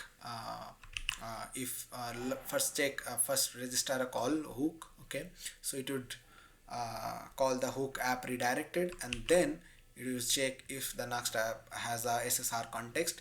If it has the SSR context, then it would just return send redirect. Okay, then it will send redirect, and also it will redirect the user from the server itself. Otherwise, if it is not in the server, then what will happen in that case? If it is not in the server, then in that case, what we'll do, we will have the browser window. So window dot location dot href equal to URL. If we call that, then it would also redirect the user to that particular long URL. If all these cases are not met, then what we will do, we will just throw an error. Okay, we'll throw a new error and we'll call it invalid redirect. Just like that, our redirect is done. And I will also like to make it void. Okay, actually I will make it promise. It would return promise, and the promise would be void. Okay, so let's save it, and now let's use it in this page. So I will call use external redirect, and then I will put data.url. Okay, so for let's just first check if data dot value dot long URL, if it exists, only then I will redirect it to this particular location. Now let's test this. First, what I'll do, I will so it is actually trying to redirect, but the thing is it is showing this Vercel URL doesn't exist, so that's why it is doing that. So let's go to the application and create a correct URL. So I'll just do this. I'll just create a link for this page. So copy and click on sort. Now I'll give the URL and I'll click on sort. It will sort the URL, and then we'll have it here. Copy it. Now let's go to this and let's enter. Okay, so it is then redirected. Okay, so the thing is there is a problem. It is throwing an error regardless of like redirecting. So what I will do, so let's do one thing. Instead of returning the wrong value, what we'll do, we'll just return this, throw this, and we'll wrap this inside our value. Okay, so now let's go back to our localhost 3000 and let's click on short now, and let's copy the last one, copy it to clipboard. Now paste and go. Now if you see closely, we don't have any error. Okay, actually we have an error which says process tick microtask process queue. Okay, so let's see what is this particular error. Invalid URL. Okay, so we are getting this invalid URL. Okay, actually my mistake, so I'm checking false here, where I should just give it here. Okay, so just refresh again, and there you go, there is no error, and we are getting the where we wanted to go actually. So let's go inside the dashboard again, let's copy the last one, then let's paste it here, and then let's enter, and we are getting redirected, but then again we have this error. Okay guys, so we have actually fixed the issue, but then there we have this thing as well, send redirect is not defined. So send redirect is actually coming from h3, which is the underlying framework for the server getting used in Nuxt.js. So let's use this, let's import this one, send redirect from h3. So this is the only error we have right now. Import use Nuxt app, sorry, not this one, send redirect from h3.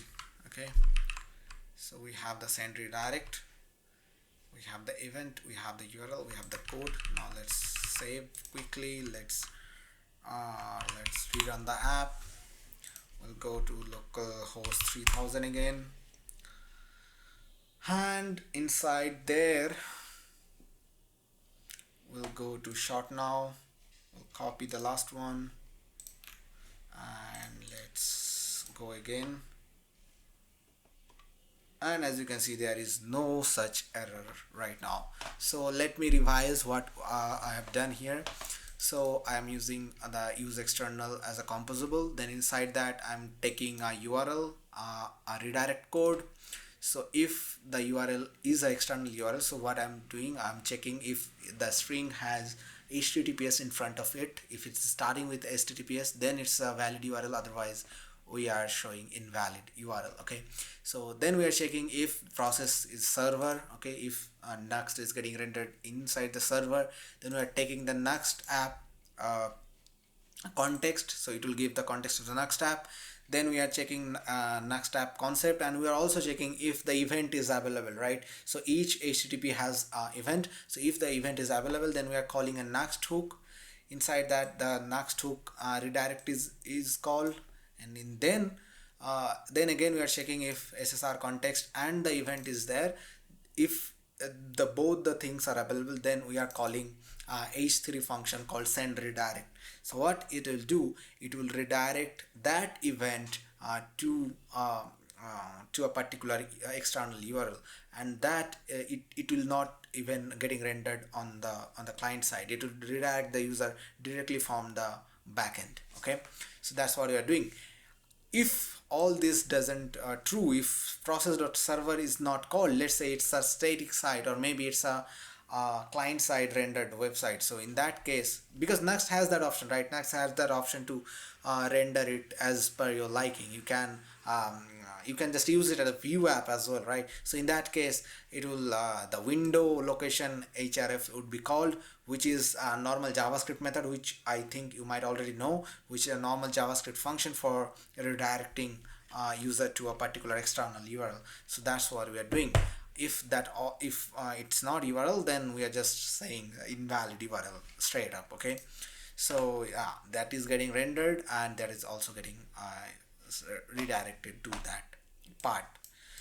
So guys, that's I guess we have all the features right now. We have all the features of a URL shortener right now. We have login, we have sign up, we have OAuth login, then we have our awesome dashboard, and then we have the copy button, we have the collision free short key generator. All these things we have a logout button as well, right? So I would like to end this video here because we have covered a lot of topic. I think you need some time to grasp this, so I will come up with a second part of this video where I'll be adding a lot of more reusability. For example, I'll be creating composable for the links, for the create links and the user agents as well, and then we'll create the details page of the link. So in that, what we will do, we'll see how we can take the user data and then we can log it to the database, and then we can also add analytics for these links. Okay, so for that, what you have to do, you have to subscribe this channel, you have to leave a comment, that you have to give your feedback, actually, not just comment good things. If you are finding anything that is very hard to understand, or maybe you have some problem with my type of talking or type of teaching, then also you let me know in the comment, and I will be available 24/7, not 24/7 actually. In my free time I am generally available on Discord, so you can come to the Discord, and then if you have any question, there are a lot of Nuxt people hanging out, so you can come and then you can post your problem there. Okay, also you can follow me on Twitter. The Twitter link would be given in the screen, or maybe inside the description, so do go and follow me there, and I will come up with the next video pretty soon, maybe within 2-3 days. So keep subscribed. Okay, and I'll meet you in the next video. Till then, stay blessed, stay happy.